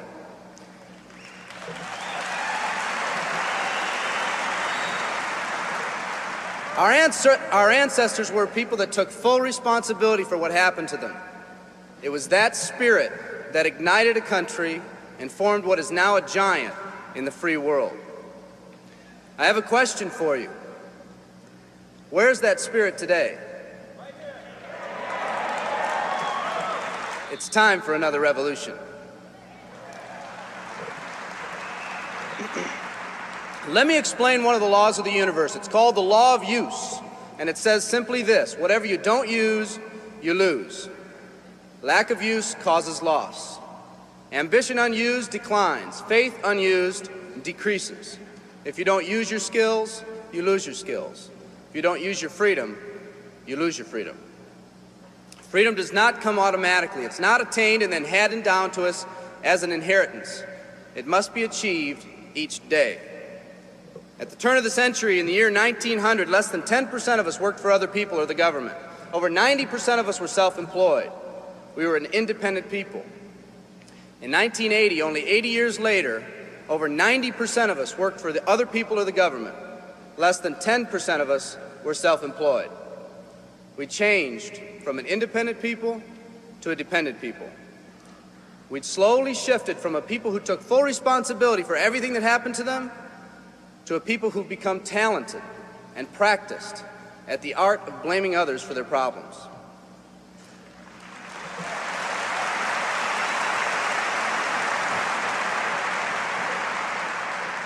Our giant has fallen asleep. Our forefathers didn't say, who's going to take care of me? They simply said, all I ask is the opportunity to be free and the ability to take care of myself and my family. Today, we elect officials who will, quote unquote, take care of us. We cry out against anyone who dares to ask us to provide more value in the workplace. We do everything we can to spread around the suffering in our society, and yet no one is willing to step up and be part of the solution. We've slowly changed from a society that compensates based on value to a society that compensates based on entitlement and seniority. What we've come to believe is our due. We act as if someone actually owes us a living. Part of this change is due to the dramatic rise of conformity in our society. We're all taught to conform. Incredible pressures are put on us every day to do things, quote unquote, the right way. And yet no one asks the question, is this really the right way? A man once said, I'm just a collection of mirrors reflecting what everyone expects of me. We live our lives to please those around us, and the scary thing is, the people around us are doing exactly the same thing. Psychologist Rollo May calls us outer-directed people. We don't act, we only react. We seek not to be outstanding, but to fit in. We're able to respond, but not to choose. Perhaps that's why a wise man once said, the mass of men lead lives of quiet desperation. In order to change, we need to become inner-directed people. People with our own purpose. People who are not easily swayed by the opinions of others. And that's difficult because from a very early age, we look to the opinions of others to orient ourselves and to validate our decisions and our actions. Nietzsche said, we need more strong people in this world because the weak, by their sheer mass, are forcing weak ideals and weak values on us all.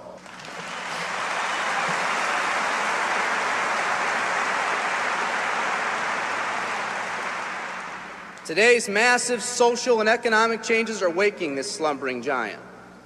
Some people may not be ready right now for the changes happening today in today's society. It doesn't matter if they're ready or not. An old proverb says, if a man wants his dreams to come true, he must first wake up.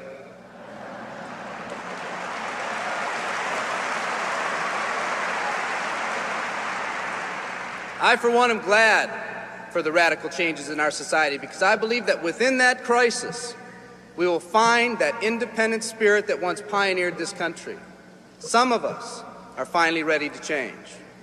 The displacement of our workforce has caused many of us to start searching for something better.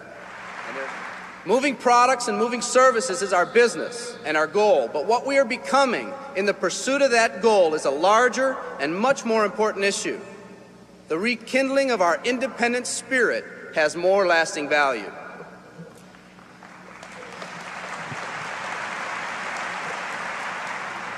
There's no more noble a business than the business that encourages the development of people. Every living organism has one and only one central need in life: to fulfill its own potentialities. The acorn becomes an oak, the puppy becomes a dog, and that's all that's required of the oak and the dog. But the human being's task in fulfilling his or her nature is much more difficult. The reason is, unlike any other living creature on this planet, you've been given the dignity of choice. You'll not grow like a tree. You'll grow only as you plan and choose to grow. When a person chooses to live, two things happen. First, assuming responsibility for themselves takes on a whole new meaning. They accept responsibility not as something they've been saddled with, but as something they themselves have chosen. The second thing that happens is that discipline from the outside is replaced by self-discipline. They accept discipline not because it's commanded, because they themselves have chosen what they want to do with their lives. Just like when the disenfranchised men and women over 200 years ago got fed up and said, I'm not going to live like this one more day, there's another revolution coming. It's coming not just from Americans, but from people all over the world.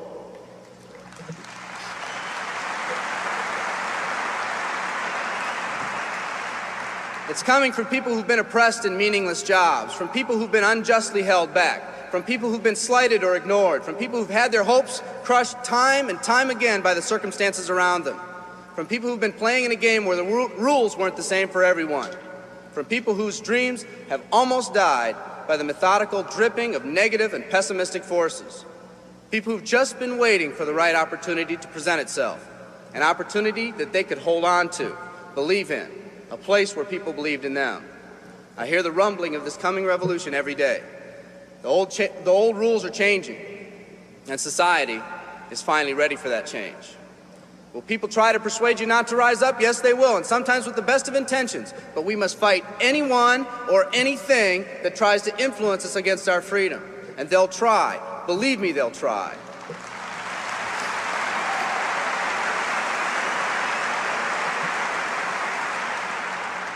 They'll try to suggest you off course, to nudge you off course, to distract you off course.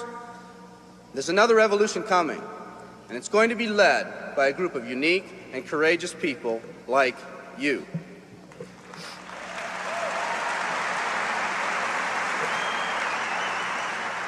People who've had it with the way things are. People who've picked out their mountain in life and said, I'm going to the top.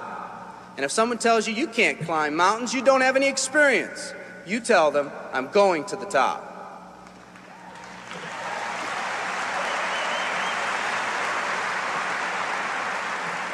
And if your neighbor tells you, come on, choose another mountain, that one's too rocky, what are you going to tell them? And if someone tells you, let's go over here where it's not so steep, what are you going to tell them? And if someone says network marketing, what are you going to tell them? And if your friend tells you, come on, let's climb this one, that one's too slippery, what are you going to tell them?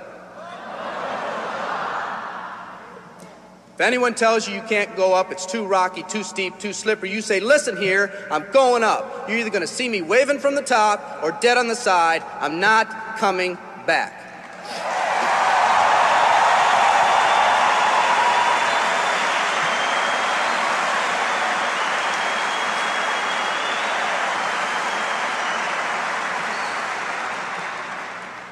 There's something about the do-or-die attitude. It's almost like when someone has a do-or-die attitude, time, fate, and circumstances seem to get together, have a hasty conference, and say, they say they're going to do it or die. We might as well let them have it.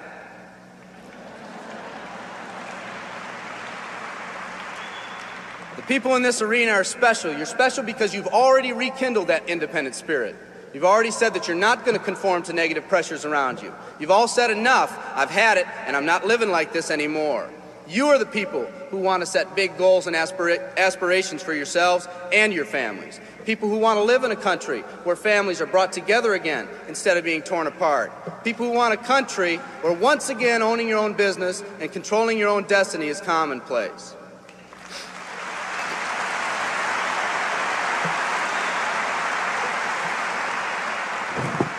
People who want a country where every man, woman, and child is treated with equal respect and dignity.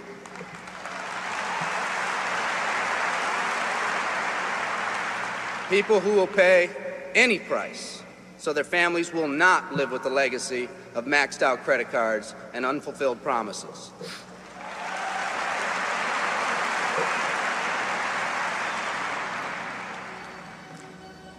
Today, we stand at the genesis of a new revolution, and people like you are going to lead it. Theodore Roosevelt said these words decades ago, and I think they're particularly appropriate today. He said, "We see across the dangers of the great future, and we rejoice as a giant refreshed. The great victories are yet to be won, the greatest deeds yet to be done. I've dreamt of a company that can give us the opportunity to make these dreams come true, by allowing us all to fulfill our own true potential. I love you all. Thank you very much."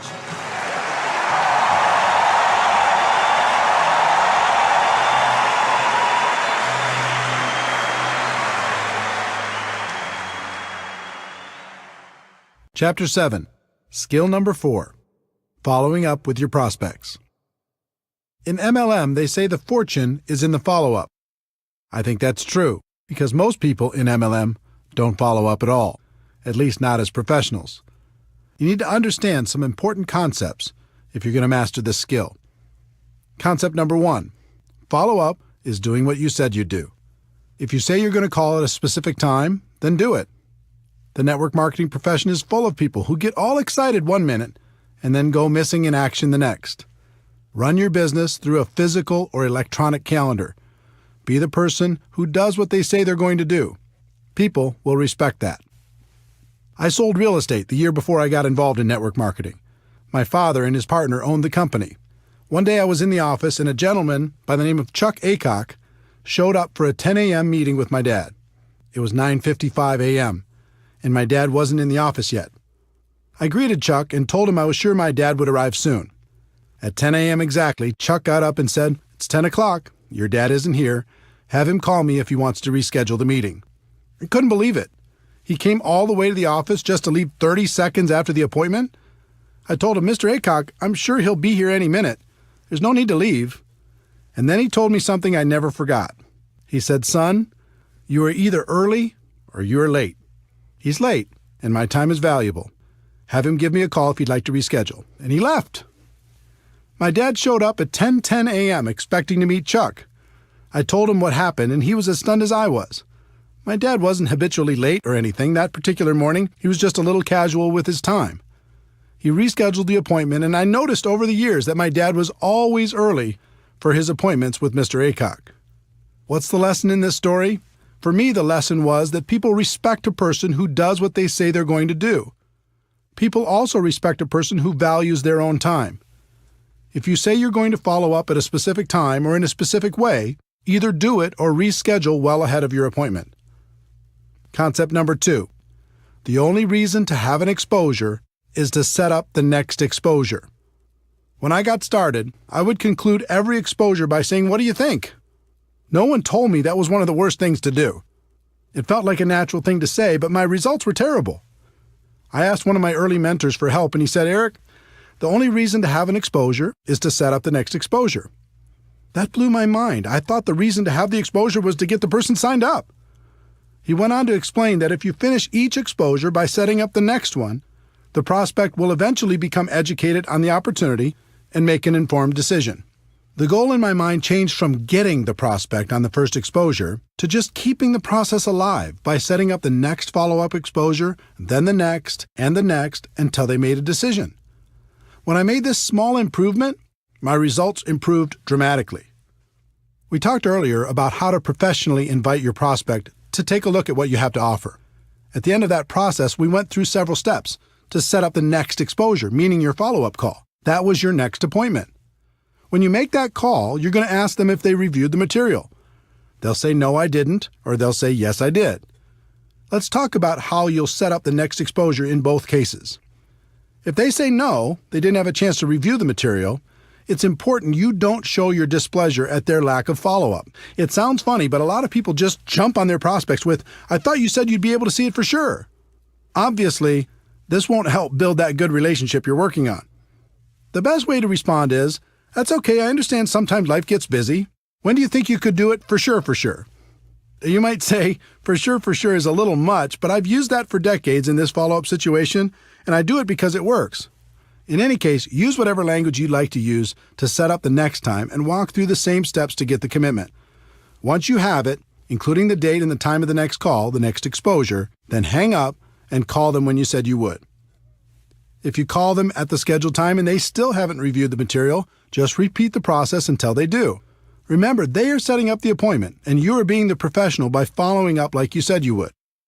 If you call the prospect and they say yes, they've reviewed the material, you're going to ask them a few intelligent questions. First, you're not going to ask, "What do you think?" This just invites the critical part of the prospect's mind to come up with objections to try to sound smart. The best follow-up question I've ever used is, "What did you like best?" This question will take you in a very positive direction and will give you clues as to the level of their interest. If they say the product, then your next exposure will probably be product-related.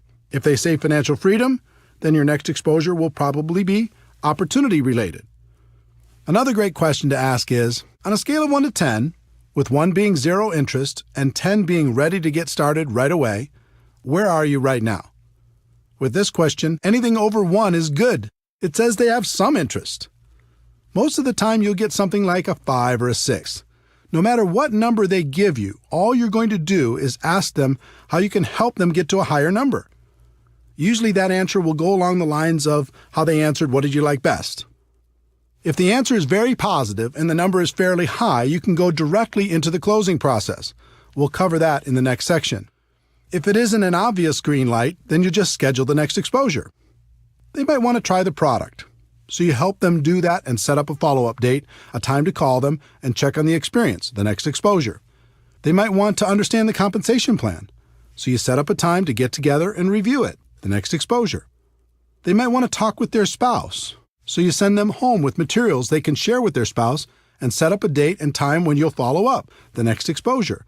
Whatever it is, you never finish one exposure without setting up the next one. Never. If you do, it's over. That's what used to happen to me at the beginning. I would have someone look at the opportunity. When they'd done that, I'd say, "So, what do you think?" They'd usually mumble something like, "I'll let you know," or "I'll get back to you," or "I need to think more about it," or something similar. And poof, they were gone. Then when I tried to call them back, I was just bothering them. The whole thing felt uncomfortable. Once I changed to never finishing one exposure before setting up the next one, everything changed for the better. I was being professional. I was in control. The prospect had more respect for me and for the opportunity. All of this happened from this one small change in mindset. Concept number 3. It takes an average of 4 to 6 exposures for the average person to join. When people don't understand that the only reason for an exposure is to set up the next exposure, They put too much pressure on their prospects and on themselves. In the some will, some won't, so what next MLM culture, people hammer on a person once, and if they don't join right away, they move on and never follow up. In many cases, they take it a step further by damaging the relationship with the prospects with their attitude. Professionals understand that it takes an average of 4 to 6 exposures for a prospect to become involved. Their goal is education and understanding. It's hard to educate someone in one exposure, so they take them from exposure to exposure to exposure, knowing it will eventually sink in. Through that process, they also build a stronger relationship with the prospect. They strengthen the friendship. That helps build trust, and people enjoy working with people they like. 4 to 6 exposures is an average, which means that for every person who joins on the first exposure, there's going to be a person who takes more than 10 exposures to join. You just never know. Some of the best people in network marketing were prospected for years before they finally made the decision to take part in the opportunity. Keep your urgency, but have patience. Concept number 4. Condense the exposures for better results. Posers prospect someone once and move on. Amateurs prospect someone through several exposures over time.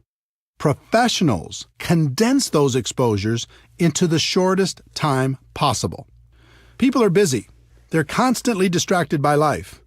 When you're approaching them to take a look at something new, it's important to keep their interest. The best way to do that is to stack the exposures as closely as possible.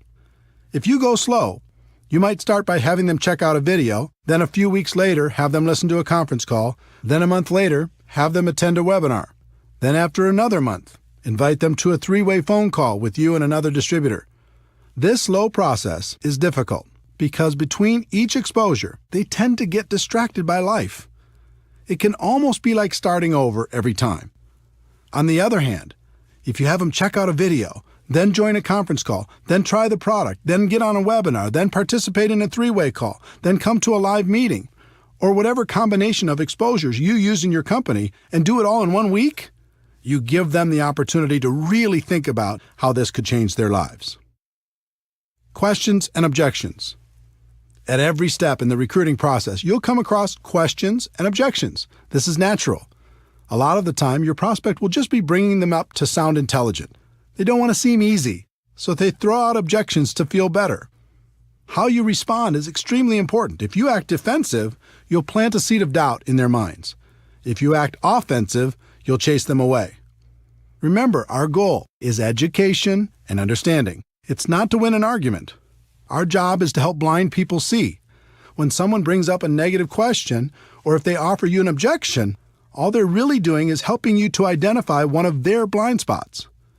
It's helpful to know what these are so you can assist your prospects in eliminating them. I'm going to give you some specific tactics to help overcome objections, but the thing I want you to remember and spend more time focusing on are concepts. Tactics come and go. Concepts are timeless. I found that objections fall into one of 2 categories. The first is the prospect's limiting belief in their abilities. They aren't sure they can be successful. The second is a limiting belief in network marketing.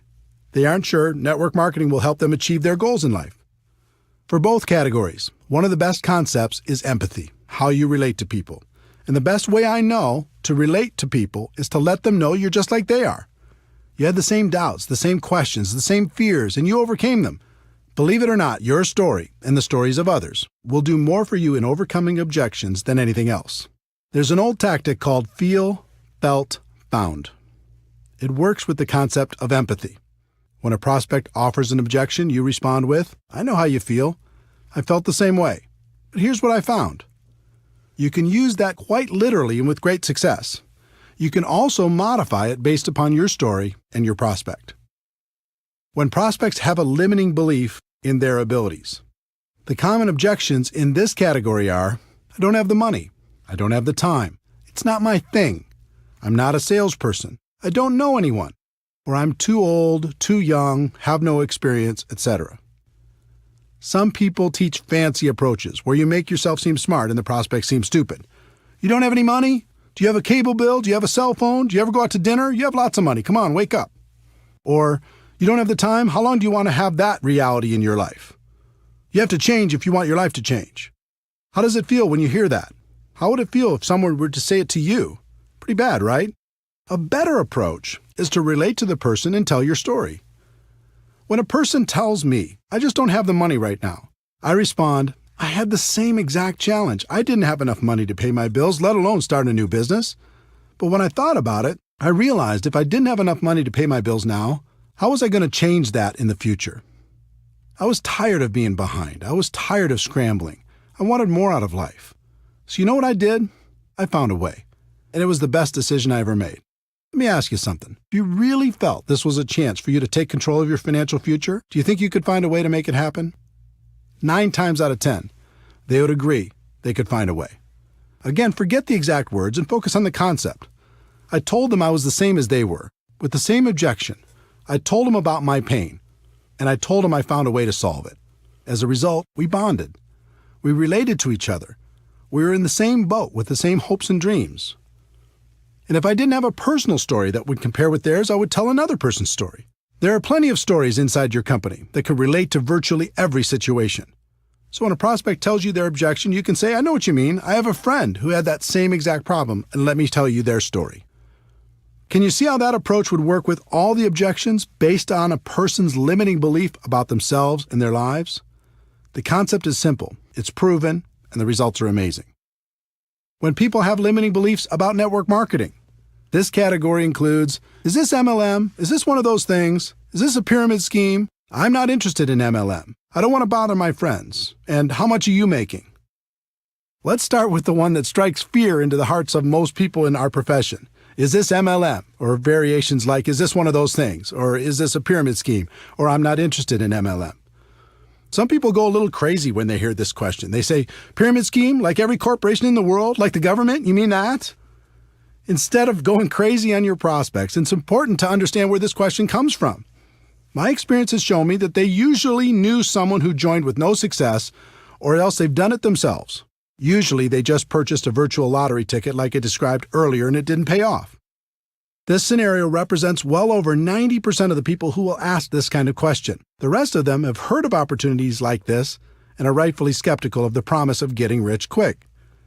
If they ask this kind of question with any sort of emotion, I know they've been involved at some point. So I say, wait a minute. You have a story. What happened? Were you involved in network marketing at some point? Then just let them tell you their story. It opens them up. It lowers their defenses.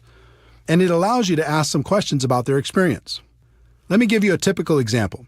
I'm going through my invitation process when the prospect says, wait a minute, is this MLM? And they say it with emotion. I reply, oh, you have a story. Did you try it out at some point? What happened? They say, yeah, I joined a company a few years ago, bought some product, and lost my money. I reply, what do you think was the reason you didn't have success? They say, well, my friend talked me into it. I didn't have a lot of time, and I thought more people would join right away, but they didn't. I guess I just lost interest. I reply, do you think you really gave it a fair shot? They say, no, not really. I reply, do you think network marketing was the problem, or do you think maybe your timing wasn't right? They say it was probably the timing. Do you see the dynamic? I've had thousands of these conversations, and they're all slightly different. But if you ask some questions and are friendly through the process, you have a strong opportunity to help them get rid of their blind spot and take a look at what you have to offer. In addition, you can relate to them by saying you had the same objection initially and telling them how you overcame it. If someone uses the word pyramid with me, I always say, oh no, pyramid schemes are illegal, and I would never be involved with something illegal. For people asking this with emotion attached, I usually respond with, yes, this is network marketing. Do you know anything about it? Again, I'm asking questions and waiting for answers. From those answers, I ask more questions, and through the process, I can achieve my goal of education and understanding. I don't want to bother my friends is slightly different. Again, I relate to them by telling my story or somebody else's story. And then I ask questions like, what makes you think you'd be bothering your friends? If you truly believed in the product, would you let your friends know about it? And if I could show you how we can share this product with others without it feeling or sounding like a sales pitch, would that help you? The last in this category is, how much are you making? If you're making money already, this is a great question. If you're not, your answer depends on how long you've been involved. If you're brand new, you can tell them you're just getting started. If you've been around for a while and not making big money yet, You can tell them you're working part-time and are really excited about your future. You could also say that you're excited about your future with this company because you knew things weren't going to change if you didn't do something to change them. The other way to answer it is to tell your story and then tell stories of people you know who are making good money. You can even suggest setting up a phone conversation with those people so they can feel more comfortable about the opportunity. All of this takes practice, but if you get the concepts down, you'll find it becomes easy. And the other thing that should encourage you is you'll only have this handful of the same objections for the rest of your career. There's nothing new here. What I've listed in this section is about all there is.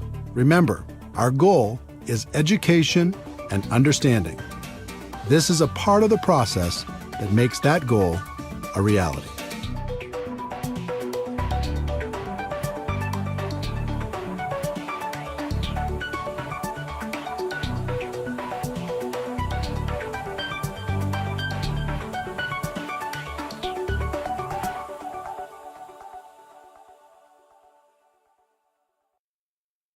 Chapter 8. Skill number 5. Helping your prospects become customers or distributors. This skill is a natural byproduct of following up professionally. If you walk through exposure after exposure, our goal of education and understanding will be accomplished. But that doesn't mean the prospect will come out and ask you for an order form or an application. It's your job to get them to a decision. The key to success in this area is a combination of having good posture and asking good questions. Good posture means the way you carry yourself. Your words and actions will help your prospect feel more confident about joining your opportunity, or they'll plant seeds of doubt. In my early years, my posture was terrible. I was trying to get people instead of pursuing the nobler goal of education and understanding. And the prospects could feel my intentions. I was very emotionally attached to the outcome. You could even say I was needy. Every time I got to this part of the process, I really wanted it. Again, the prospect could feel my emotional attachment, and that usually scared them away. Through lack of results and without even realizing it, I started to assume people were not going to be interested. And that assumption started to seep into everything, which led to the predictable result of the prospect not joining. Most of the time, I wasn't properly prepared. I didn't have applications, startup materials, or whatever else was necessary. Think about the subconscious impact this had on my prospects. It seemed just about everything I did projected a lack of belief and a lack of professionalism. Instead of asking questions and listening intently to the answers, I just talked and talked and talked. I was more focused on being interesting than being interested. Prospects don't like that. No one does. So again, I followed the pattern of modeling the professionals. I watched what the best closers did and began to copy them. I interviewed the top performers to figure out what they did differently, and slowly, I started to see the flaws in my own approach. First, I learned that professionals are emotionally detached from the outcome. In other words, their goal is education and understanding while helping a prospect make a decision that would positively impact their lives. They're the opposite of needy. They aren't trying to get anybody. They are honestly just trying to help. Second, they're very assumptive in their approach. They expect the person to join because their belief that the opportunity would benefit the prospect is so strong. They're rock solid. Many of them are sincerely shocked when a person decides not to get involved. Third, it was interesting to learn they promoted themselves as much as they promoted the product or the opportunity. What I mean by that is they helped the prospect make the decision by saying, "You get me." When they promoted themselves, it isn't like, "I'm going to do everything for you." It was more like, "We have a great product and a great opportunity, but I'm going to take this thing to the top and we can do it together." This gives people great comfort in knowing that they don't have to learn everything on their own. Fourth, they are always prepared. Always. They have everything they need to get a person started right on the spot. And fifth, they ask question after question after question and are great listeners. They act like a consultant helping a person with a problem. The best consultants in the world have to ask a bunch of questions before they can offer a solution. Network marketing professionals use questions as their most powerful tool. As you can imagine, it took me a while to figure all of this out, and that was just half the battle. It's one thing to have the information, and it's another thing to put it into action. I wasn't as talented as the pros, but I could model what they did, so I just started to act like they acted. I acted emotionally detached. I really wasn't at the beginning. I started to act very assumptive, that people would join. I really wasn't at the beginning. I started to tell people, and you get me, even though I didn't think that was such a huge benefit at the beginning. I was always prepared. I started to ask lots of questions, focusing more on being interested than interesting. And as time went on, I acted less and less and believed more and more. The same can happen for you. Let's talk about questions. If you were a consultant and your job was to figure out if an opportunity was a good fit for your client, what would you do? You'd ask questions, right? In working to help a prospect make a positive decision about your opportunity, you're going to do the same thing. But instead of asking, what did you think, which leads nowhere, learn to ask questions that lead in a positive direction. Did it make sense to you? What did you like best about what you just saw? Pretty exciting, isn't it? Can you see how this could be an opportunity for you? Of these examples, the one I used most is, what did you like best? The answer to that question is almost always positive, and it gives you clues as to the area in which they're most interested. Then I like to say, let me ask you a question on a scale of 1 to 10, with 1 meaning you have 0 interest and 10 being you're ready to get started right now. Where are you? They'll give you a number. And it's usually obvious from their number that they either need more information before they'll make a decision or they're leaning towards getting started now. If you feel they need more information, just guide them to the next exposure that will help them the most. But if you feel they're ready to get started, then ask a series of 4 questions. This 4-question close has produced strong and consistent results over the course of my career. If you learn it and use it, you'll be amazed at how many people you can help. Question number 1. Based upon what you've just seen, if you were to get started with this company on a part-time basis, approximately how much would you need to earn per month in order to make this worth your time? Instead of asking this question, most distributors say things like, how'd you like to make $10,000 a month? Don't do that. Instead of prescribing what you think they want, just ask them what it would take to make it worth their time and wait for their answer. Question number 2. Approximately how many hours could you commit each week to develop that kind of income? Now they have to go inside their head and check their mental calendar to see how much time they would invest to get that kind of money. Question number 3. How many months would you work those kind of hours in order to develop that kind of income? This question makes them think about their level of commitment if they want the income from question number 1. Question number 4.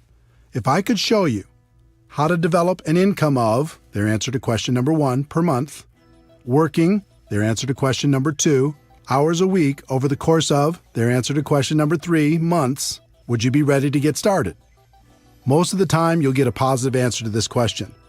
And when people say, sure, show me how, you can pull out your compensation plan and sketch out a reasonable game plan to achieve their goals. There are rare occasions when people will give you unrealistic numbers. They might say they want $10,000 a month working 2 hours a week for 1 month. Doesn't happen often, but it does happen. If you face that situation, you act as a consultant and say, I'm sorry, but your expectations are way too high. You can get to $10,000 a month, but it'll take more hours and more months than you're willing to commit. If you're willing to change those expectations, we can talk. If you don't get a positive answer to the 4 questions, that's okay. That means the prospect will need to have more exposures before they're ready. Schedule the next one and repeat this process when you're done.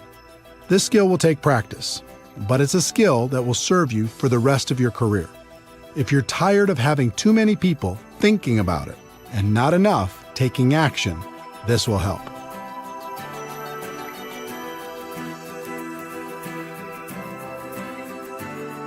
Chapter 9. Skill number 6. Helping your new distributor get started right. In network marketing, people invest enormous effort, time, and money into getting people signed up, and then squander that investment by leaving their new distributors to figure everything out for themselves. Professionals don't do that. They set proper expectations, they help get some quick results, and then continue to guide the new distributor through the many phases of our profession. I was lucky enough to have an early mentor, Michael Nelson, who is very skilled at guiding new distributors. Michael wasn't in my upline, but he was clearly the leader in my city. In addition, he had a lot of experience in our profession. So I listened to what he said, I watched what he did, and I asked him tons of questions. Back in those days, he had a small office close to my home, and I was always hanging around trying to learn something. Michael was a very successful recruiter. He was always bringing on new people. And for the most part, Michael's people did well in the business. That wasn't happening for me. The few people I recruited did nothing. As I watched Michael, I noticed that every time he signed up a new distributor, he scheduled what he called a game plan interview.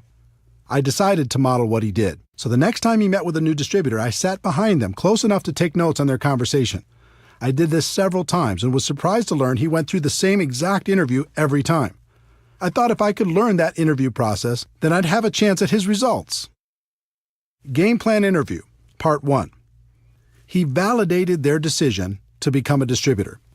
He said things like, "Congratulations on making the decision. I'm proud of you for taking charge of your life. From now on, things are going to be different for you and your family."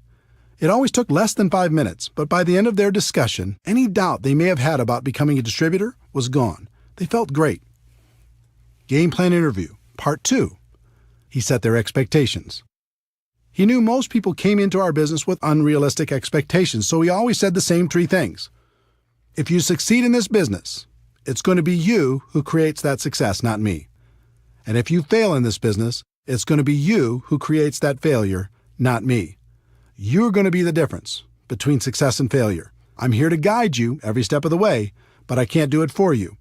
I'm here to work with you, but not for you.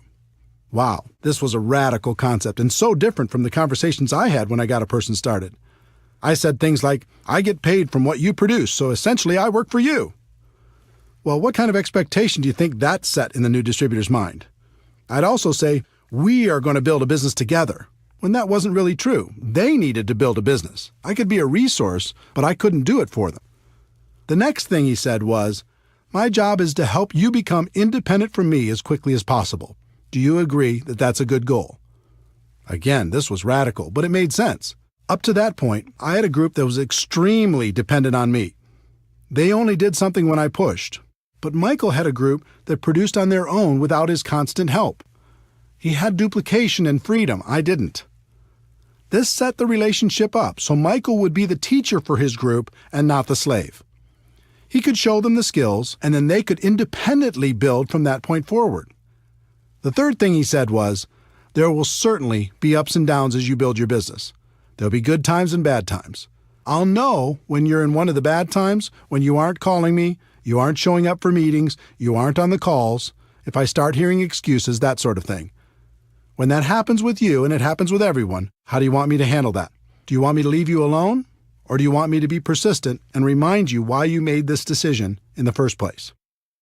This was brilliant, because it's true that everyone will have times of self-doubt. He let them know it was natural, and at the same time, set up the relationship so he was in a position to turn them around when it happened. What Michael accomplished with these 3 concepts was so different from promising the world like I was doing, that it was night and day. With my approach, the distributor would sit back and wait for me to perform. And if I was ever too busy or couldn't help for some reason, I became the easy excuse for why things weren't working out. With Michael's approach, his people became independent quickly. He would coach them from time to time, but he wouldn't allow his group to use him as an excuse for their lack of results. While my distributors struggled, his flourished. Game plan interview, part 3. Michael went through a getting started checklist to help the new person have the best chance for success. The exact plan would be different for every company, but the concept was to do everything possible to get quick results. Here are some examples of what you could include in your getting started checklist. 1. Make sure your new distributor is set up with appropriate products. Just about every company has products that can be personally used by the distributor, so make sure your new person is doing that. Depending on your company, this may include a monthly commitment. It's very important that people develop an emotional attachment to the products, and that can only happen if they are using them and enjoying the benefits. In addition, many companies have products that can be sampled or used in demonstrations. In that case, new distributors should have an appropriate supply so they're properly prepared. 2. Make sure your new distributor is set up with appropriate tools. We've talked about the importance of third-party tools in building a large and successful network marketing business. Your new distributor needs to be prepared to help their prospects with the tools that will professionally take them through the exposure process. 3. Make sure your new distributor gets connected. Show them how to find things on the company website, where the upcoming events are being held, when the leadership calls or webinars are being conducted, etc. Remember, our goal is to help them become independent as quickly as possible. This is an important step in making that goal a reality. 4. Make sure your new distributor has a basic understanding of the compensation plan. They don't need to know it in detail at the beginning, but they should at least understand the key points and what will happen financially as they move through the first few levels. 5. Make sure your new distributor has a fundamental understanding of how to properly invite their prospects to understand more about what they have to offer. You can save them from running out there and talking their heads off with little or no results by giving them a brief overview of how and why a professional invitation process works. Game Plan Interview, Part 4. Michael helped the new distributor create a game plan to get through the first few ranks and challenged them to do it quickly. He understood and helped me to understand that it was a race to help a person get results quickly. If they received early positive reinforcement, they'd continue, and if they didn't, they had a tendency to fade away. Every company is different, so this game plan will also be different, but think about the simple actions you can encourage people to take during the first week to get the best possible results. How can they get their first customer? How can they get their first distributor? Can you encourage them to attend their first company event? What steps can you take to help them earn their first commission check? Success in network marketing wasn't real for me until I earned that first check. When it arrived, everything changed for me. I started to really dream about creating a better life for myself and my family. Helping your new person get off to a quick start is vital. Game Plan Interview, Part 5. Michael always ended by giving some specific assignments. One thing I've learned is new distributors crave direction, and they respond incredibly well to simple assignments. Michael always ended by giving those assignments along with a deadline for them to be completed. He told his new distributor to get back to him by a specific date. It's just like the exposure prospecting process. You go from exposure to exposure, but it doesn't end until they become distributors. The professionals continue to go from exposure to exposure, assignment to assignment. The purpose of all this is to help the new distributor get over the line. When someone gets started, there's always a line between success and failure. On one side of the line, it's easier to quit than continue. On the other side of the line, it's easier to continue than to quit. What can help a person get over the line? Signing up their first customer, signing up their first distributor, getting their first commission check, attending a big company event, making friends inside the organization, proclaiming their intentions to the world, getting promoted to a new level, being recognized for some sort of achievement. There are hundreds of other things that can contribute to a person getting over the line. As a sponsor, your job is to help them get over the line and stay over the line. And the line never really goes away. It's always there. And you as a leader need to be constantly aware of where your people are emotionally. This way you can continue to encourage them to never let go of their dreams.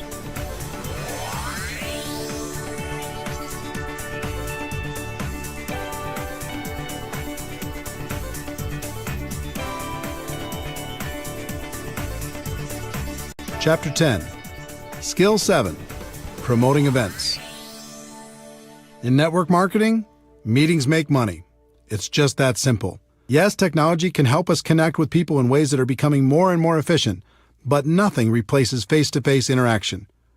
Meeting people one-on-one, in small groups, or at local or bigger events will have a huge impact on the long-term success of any network marketing organization. But one particular type of event is the most powerful, and that is the destination event. It might be a company-sponsored event or one put on by your upline leadership, but a destination event is one where most of the attendees travel to a different city, stay at a hotel, and participate in a conference or convention. Some try to argue that the destination event is dead in the new technology world and people won't travel for these things anymore. All I can tell you is those people aren't top earners in our profession. If you study what the successful people do to build their network marketing organizations, you'll find that virtually every one of them uses destination events as a cornerstone for building their business. There's something magical about getting away from your day-to-day grind and focusing completely on your dreams. Total immersion, even if it's only for a weekend, is good. You can use it to refocus and recommit to your future and gather the strength necessary to go back home and do what's necessary to move your business forward. You gain strength from the presentations you hear during the event. Sometimes a person says something at just the right time in your life and it changes you forever. Over 20 years ago, I was at a convention when a guy by the name of Johnny Daniel said, "You can tell the size of the man by the size of the problem that gets him down."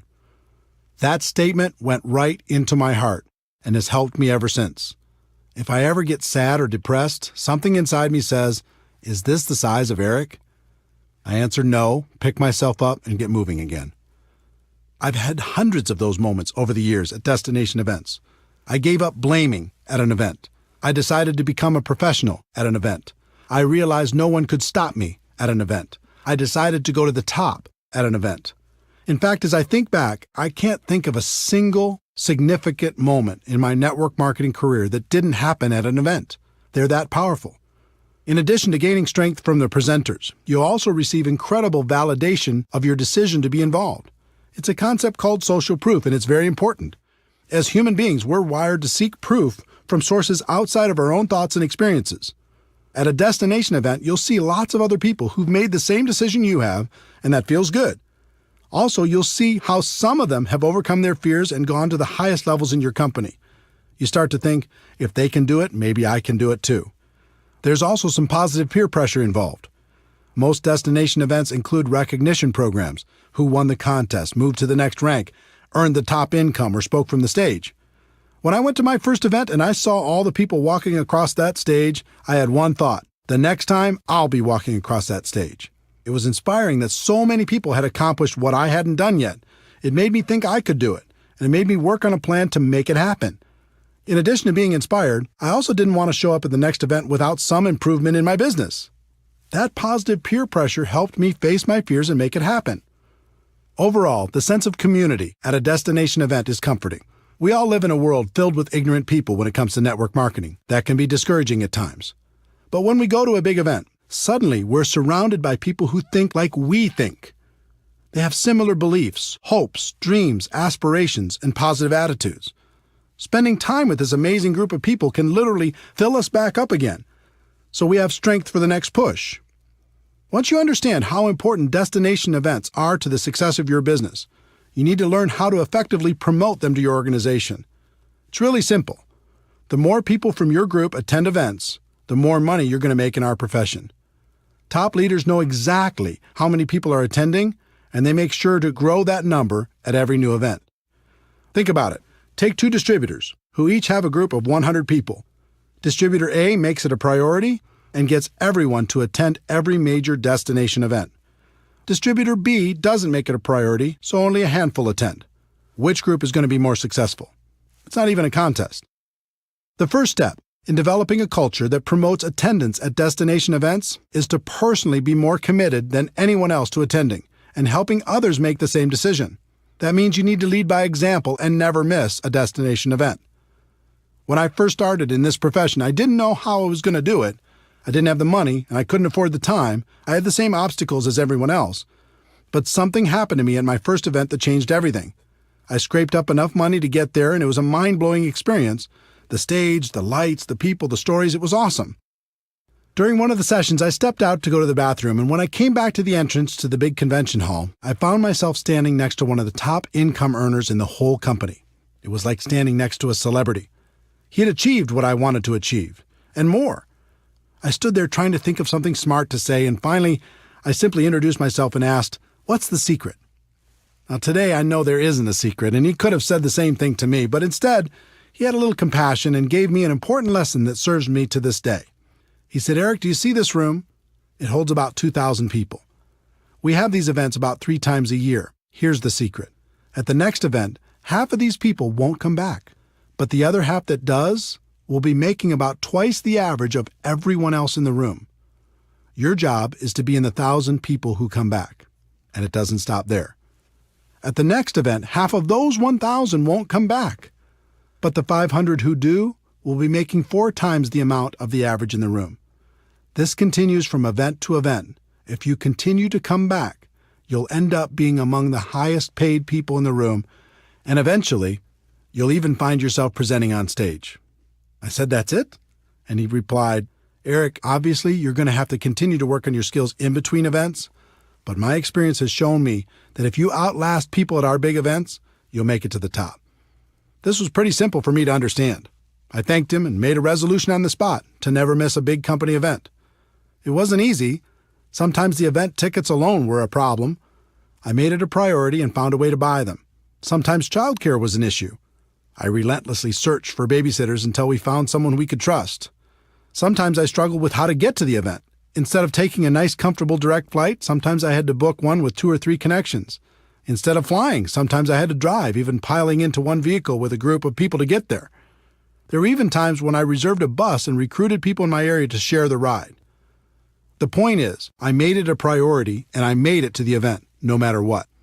As for accommodations, today I stay in a suite, but it wasn't always that way. At the beginning, I often shared a room with as many people as possible. Instead of room service, we'd go to the local grocery store and get food for inexpensive meals. And the minibar was strictly off limits. Bottom line, the advice I received all those years ago worked. Because I was ambitious and hungry, I figured out a way to outlast the people who were less committed. And just like that top income earner had told me, my income continued to grow with each event. On top of that, another strange thing happened. I started to feel different than everyone else. I started to feel like an Iron Man. I started to be proud of the fact that I was still standing when other people lost faith. So if you're more committed than anyone else to attending the destination events, that all-important commitment will serve you very well. Once you're fully committed, the next step is to grow the number of people on your team that attend with you. Most people announce the next big event to their group, sit back, and hope people register. Professionals understand there's a big difference between an announcer and being a promoter. Promoters make the event a priority in their group. They are relentless with their message. They tell stories that inspire people to action. They take nothing for granted and don't rest until people have registered. They paint a picture in people's minds about how great the event will be and the benefits of attending. One thing I learned long ago was to never buy someone's excuse, at least at the beginning. I can't tell you how many people started off by telling me the reasons they couldn't attend the next destination event, only to find out that their reason was just an excuse and wasn't really true. The problem with amateurs is they buy that first story, and that's the end of it. Person says, I can't get off work, or I can't afford it, or I can't arrange childcare, or who's going to watch my dog, or there's a birthday party that weekend. And the amateur says, oh well, it is what it is. I hope you can make it to the next one. The professional has a completely different mindset. When they hear an objection, they don't buy that story because they know it's probably not real, or at least not real enough. Instead, they work with that person to help them understand the meaning and importance of attending the event. Then they brainstorm with them to figure out a way to overcome their initial problem. I can't tell you how many people I've talked to who had already decided they were not going to attend the next event, and within 5 minutes, they changed their mind and registered. The lesson here is to tell your story, don't buy theirs. Think of this skill as if you're a publicly traded company and your stock value is tied directly to how many people you have at each destination event. If that were the case, you'd make it a priority to always have a bigger number at the next event, wouldn't you? You might start with just you at the first event, but then the goal needs to be to bring someone with you to the next one and to grow that number at the next and the next and the next. There's no such thing as a silver bullet in network marketing, but this skill is as close as it gets.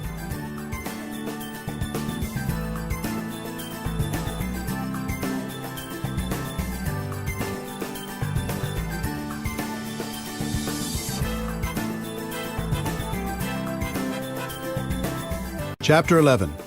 Anything worthwhile takes time. If a person starts a traditional business, they expect to break even in their first year and possibly pay back their initial investment in the first 5 years.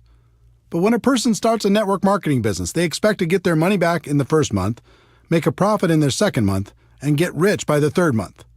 And when that doesn't happen, they blame network marketing. It's like people don't want the laws of the business world to apply to network marketing. We do have a better way, but we're not selling magic beans here. Anything of value takes time to develop. I learned a great lesson early in my network marketing career. From time to time in your life, your income might take a lucky jump. You might be in the right place at the right time. But if you don't quickly grow as a person to that new higher level, your income is going to come back down to the level of who you really are. In the end, you only get to make what you are. How many people do you know that hit it big and lost it all? I learned this lesson the hard way in my first few months in MLM. Back in 1988, I joined a company that had a $5,000 upfront package, which paid the sponsor between $1,200 and $2,400 depending on their level. Although I'm glad most of those big money packages have left our profession, back then a person could make some pretty big money fast. In my first month with that company, I earned approximately $7,400. If you remember, my strategy was to quickly call my dad's friends before he could get to them. I was ecstatic. In my second month, I earned about $12,200. Unbelievable. But then reality kicked in. I wasn't a $12,000 a month person. I hadn't worked on my skills. I wasn't developing myself. I was just riding the wave. My third month's check was $1,098.60. Looking at that check was like looking at myself in the mirror. It showed me who I was. It was an ugly feeling. My first reaction was to quit and blame everyone and everything for my bad check. But eventually I realized that to earn more, I needed to become more. I needed to work on my skills, so I didn't have to rely on luck or timing or positioning. You might have heard, you can get rich quick, or there's no work involved, or the product sells itself, or any number of trumped-up statements. But you must learn to give up those false and unrealistic expectations and go to work on you. The 1-3-5-7 formula. There's a formula I've seen work in our profession. I call it the 1-3-5-7 formula. As a general rule, it will take you about 1 year to become competent and profitable in network marketing. You'll know the basics, you'll cover expenses, and you'll be learning. It'll take about 3 years of consistent part-time effort in order to go full-time. It'll take about 5 years of consistent effort to become a six-figure earner or above. And it will take about 7 years of consistent effort to become an expert. Now, that doesn't mean you can't make more than that in the short term. Many people do. It just means if you want to keep making that kind of money, you need to eventually become an expert. When you think about it, 7 years isn't so bad, especially when a good portion of it is part-time. You're going to be 7 years older anyway. You might as well become an expert over that period of time instead of just going through the motions. How to learn. Once you make the commitment to focus on your skills, the next thing you need to do is figure out the best way to learn. One of the best things that ever happened to me was realizing there are no bad experiences and no good experiences, only learning experiences. This was a major breakthrough. In other words, let go of the outcome and focus on what you can learn from every experience. This took so much pressure off me. Instead of always looking for great experiences, I started focusing on how many experiences I could have, because the more I had, the more I could learn. Another attribute of a top earner in MLM is they are what I like to call an active student. As a professional, they're always learning, always growing, always trying to get better. Lou Holtz said it best. In this world, you're either growing or you're dying, so get in motion and grow. I think that's true. Never stop learning. Model successful behavior. Try to avoid reinventing the wheel when you get involved in this profession. The hard work has already been done. No matter what company you're in, it's easy to find someone who's very successful. Doesn't matter if it's getting customers, finding prospects, inviting, presenting, following up, closing, getting people started, building for events, or any other skill. There are people in your company right now who have them mastered. And unlike other professions, the successful people in your company are eager to share their secrets. All you need to do is model their behavior, and you can begin to enjoy their results. Study. Audio programs got me started. Back in 1988, someone gave me a bootleg copy of a talk Jim Rohn gave to the Shackley Company. It was called The Seed and the Sower, and it rocked my world. I bet I listened to that audio cassette in my car 500 times. From there, I did some homework on Jim Rohn and purchased his Challenge to Succeed audio program. Jim Rohn gave me hope, but more than that, he gave me direction in my continual personal development. That audio program launched my personal development journey. Through the years, I continued with dozens of different audio programs, all incredibly helpful in keeping my mind right. There's something magical about audio. It whispers in your ear, reminding you of your dreams, of your potential, and how to get there.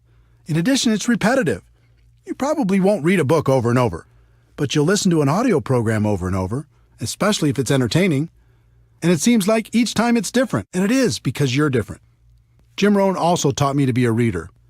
No matter what you're trying to learn, there's someone who has devoted their entire life to the subject and is offering it to you for pennies. Take them up on that offer. In our electronics-focused, attention-deficit society, fewer people seem to read books. That's not true for leaders. Ask the top-earning distributors if they're readers. More importantly, ask them what they're reading. I wasn't much of a reader before I became a network marketing professional, but since 1988, I've read an average of about 4 books a month. Those books have shaped my life and my career for the better. Commit to just 10 pages a day, and you can read a 300-page book in a month. That's a great start. Video. Video is another source of great learning. Sometimes I like to watch training programs instead of just listening. It's part of the reason I decided to use video as my main focus at networkmarketingpro.com. I found if I created a short video with interesting information every day, people received tremendous value.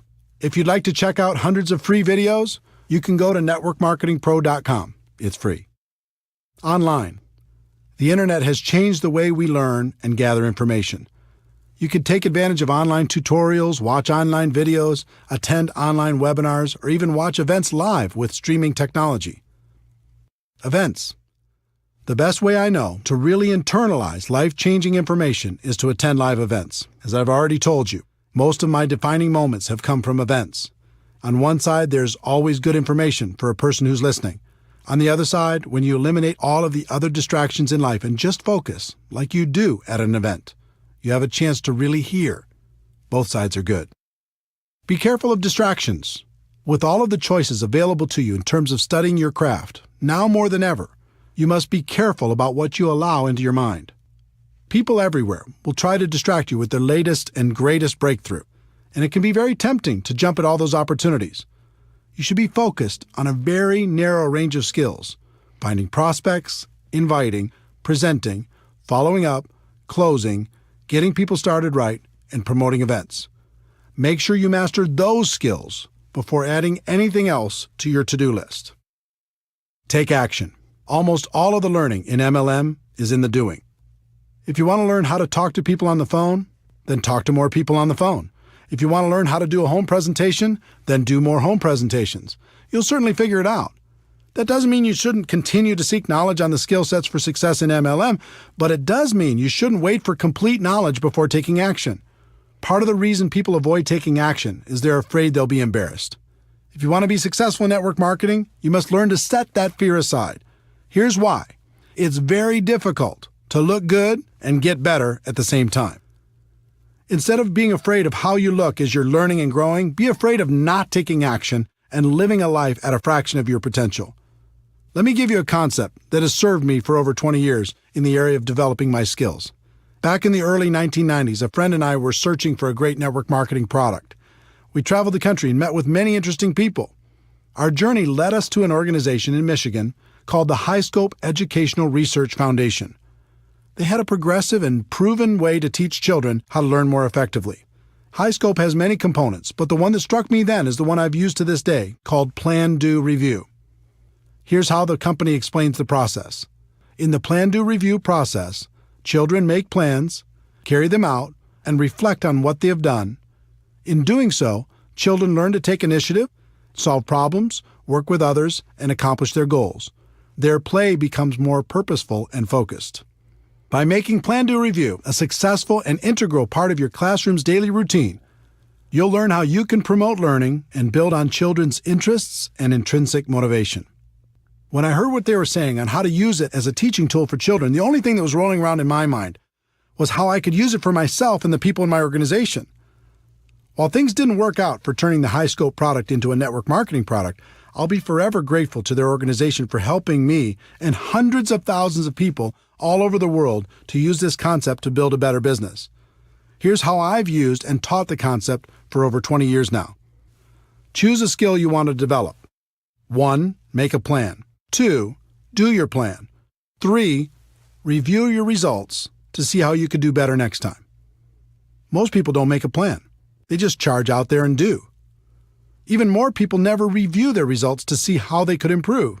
Do you see how this connects with no good experiences and no bad experiences, only learning experiences?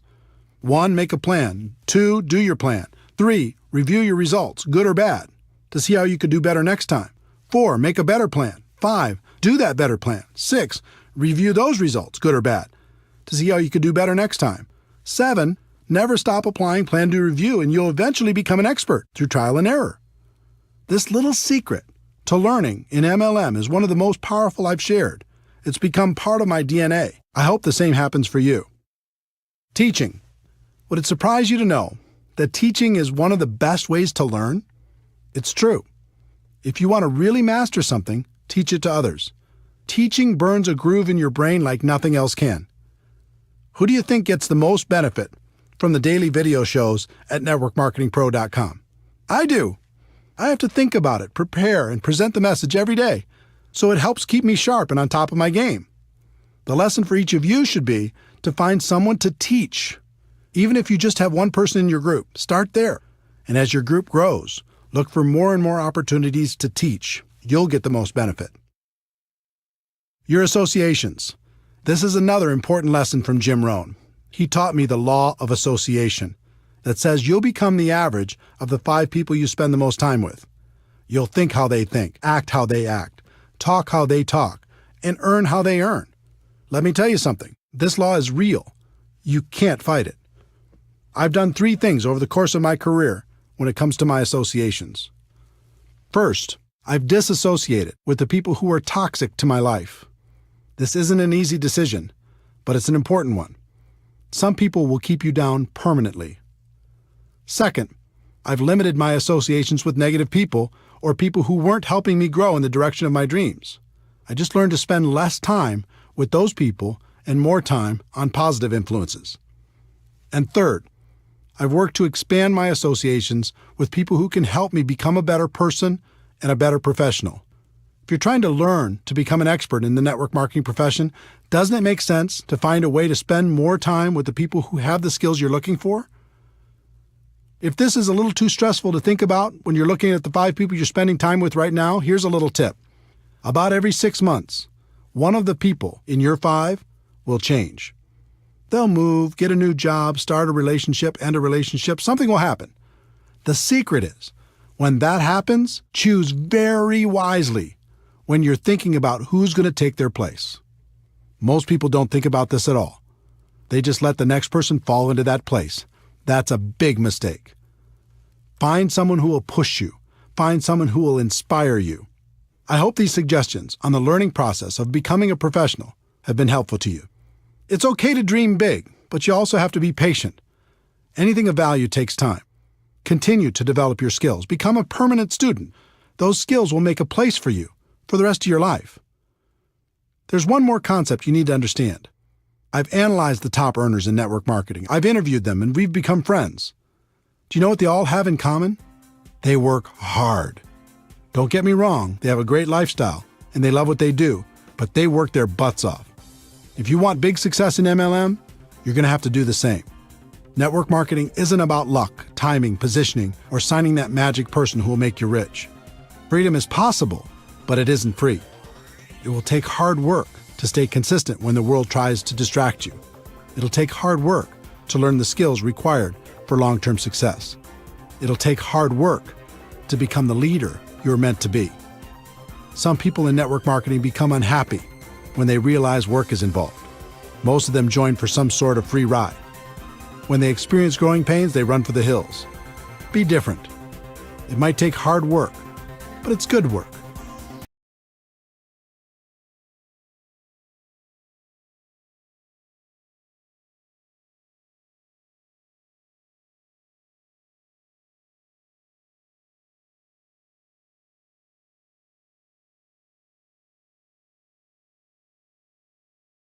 Network marketing can be challenging. It's an emotional experience. The ups and downs can be dramatic. But in the end, for so many reasons, it's all worth it. The career you'll create. If you decide to become a network marketing professional, you'll not only create an income for yourself, but you'll create a career. I think about this a lot. Consider the skills required to be a doctor, a lawyer, a big company CEO, or even a world-class musician. You're talking about a high level of skill and a fairly high level of income. Now consider the skills necessary to become a network marketing professional. They're tiny in comparison, and yet many network marketing professionals enjoy a higher level of income and most certainly a higher degree of freedom. If you look at any career, there's a barrier of entry, how hard it is to get in, and a long-term benefit, what you get if you do get in. For example, a doctor might have 12 years of school plus an internship. That takes intelligence some of us don't have, money some of us don't have, or even possibly contacts some of us don't have. At the end, they get to enjoy a long-term benefit, although many of them would say the benefit wasn't worth the investment. There's always a ratio between the barrier of entry, and the long-term benefit. There's no question in my mind that of all the professions in the world, the profession of network marketing has the best ratio when you compare the low barrier of entry with the high long-term return. One of the best decisions in my life was making a career out of network marketing instead of just messing around. Becoming a professional made all the difference, and now it's great fun to spend a good portion of my time helping other people do the same thing. The freedom you'll enjoy. Freedom is an interesting word. When it comes to work, I think we understand the concept, but not the entire meaning. For me, freedom means having choices. It means living the life I want to live instead of the life other people want me to live. Do you remember the imagination you had as a child? Imagine your life without limits. You wake up when you're done sleeping. You're doing work that is fulfilling and makes you happy. You get to work with people you enjoy. You don't have to compromise all the time.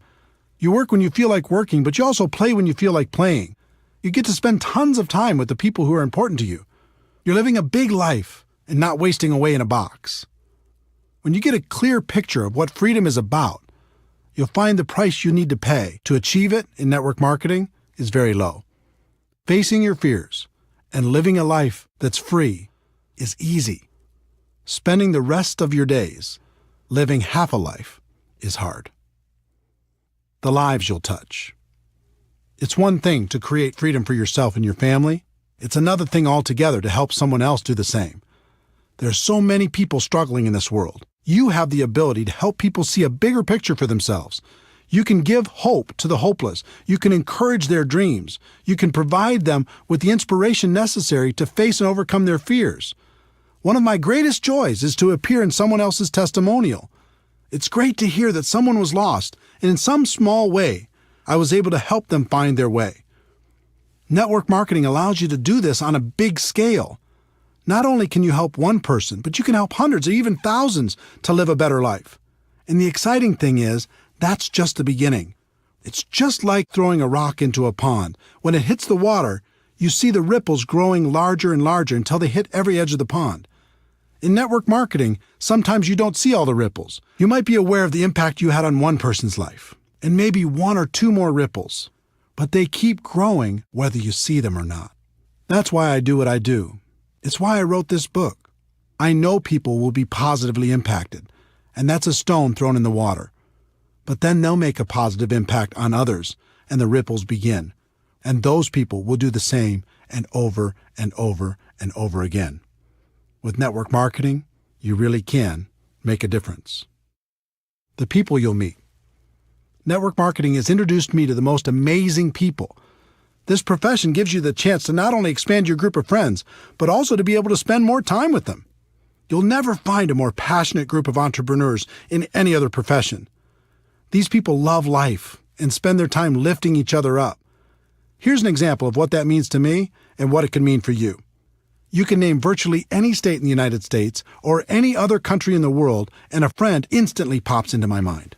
Network marketing has also introduced me to many of my heroes. I've been lucky enough to share the stage and become friends with great people, including Anthony Robbins, Brian Tracy, Dennis Waitley, the late Stephen Covey, Tom Peters, Les Brown, the late Og Mandino, David Bach, Robert Kiyosaki, Harvey Mackay, Art Williams, Ken Blanchard, Tom Rath, Daniel Pink, Mark Victor Hansen, Jack Canfield, Jeffrey Gitomer, Gary Vaynerchuk, Tom Hopkins, and many, many others. On top of all that, I've been able to learn from more million-dollar MLM learners than I could count. All of them have had a positive impact on my life and my career. This profession also helped introduce me to my amazing wife, Marina. I was in Moscow for a big MLM training event, and she was attending that event with her family.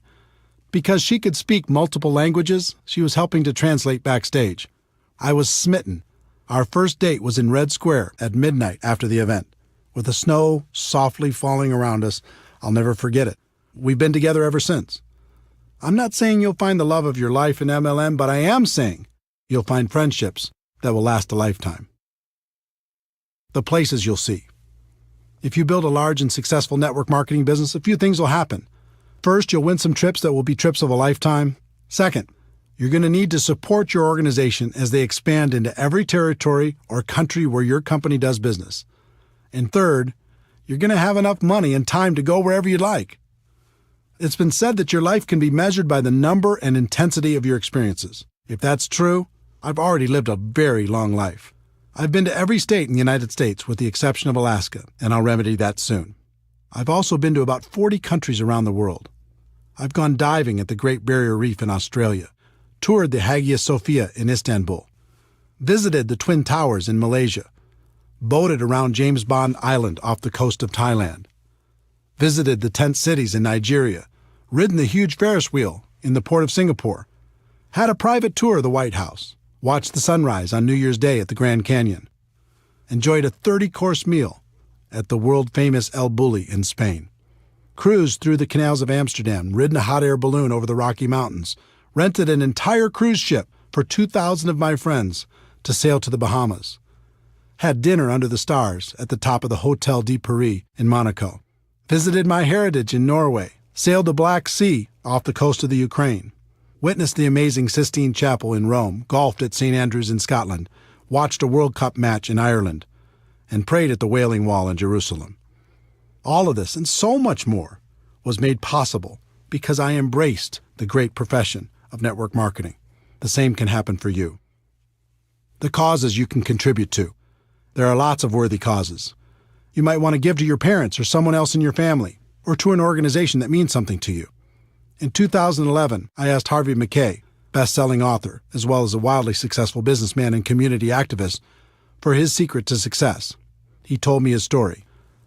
Eric, my father sat me down after I graduated from the University of Minnesota at age 21. I was a little bit cocky, going to take on the world, going to start at the top and work my way up.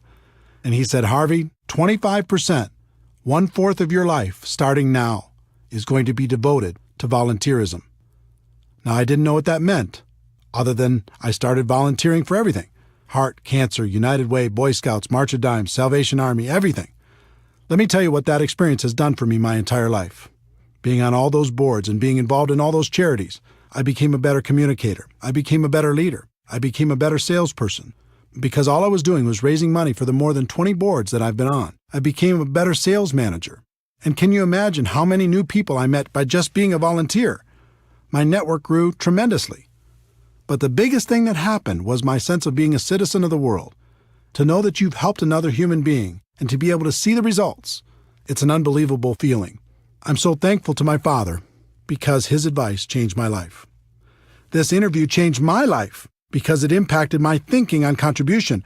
I'd always thought that there was really only one way to help a worthy cause, and that was with your money. But after my conversation with Harvey, I realized that there was 3 ways to help. The first is with your money.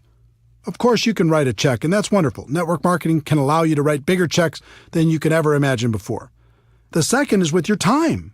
Like Harvey said, you can dedicate a portion of your life to causes that are important to you. He chose 25%. You could choose whatever you'd like, but I'd encourage you to choose. And by time, I don't mean just volunteering a few hours here and there at the shelter or something. I mean, give your time to creative thinking, raising awareness, and raising money. And the third is probably most important, and that is with your influence. Take the time you're going to spend on your cause and put all of your influence behind it. Inspire your organization to do something great with you. Encourage your company to get involved. Leverage your network to do great things. You are powerful, and more so because of your involvement in network marketing. Use that influence for good. It'll change your life for the better. The person you'll become in the process. Network marketing changed my life for the better because it forced me to become a better person. As a profession, we move products and services to the customers who want them, but our real purpose is much deeper. At its core, this profession is an incubator for personal growth. You'll learn how to face your fears. You'll learn how to solve problems. You'll learn how to feed your mind with positives and protect your mind from negatives. You'll learn how to grow stronger. You'll learn how to lead. When I first started out in this profession, I did almost everything out of fear. I was afraid I wouldn't succeed. I was afraid I was going to run out of prospects. I was afraid I was going to miss out on the opportunity. But over time, that fear went away. I decided to focus on myself and my skills instead of all the things I couldn't control, and then everything became clear. I learned the true secret of network marketing. The greatest benefit isn't getting what you want. The greatest benefit is what you'll need to become in order to get what you want. I learned what was always there and what has been passed down for ages. The journey is everything. Thank you for taking this journey with me. Let me conclude by sharing what I say at the end of every Network Marketing Pro video.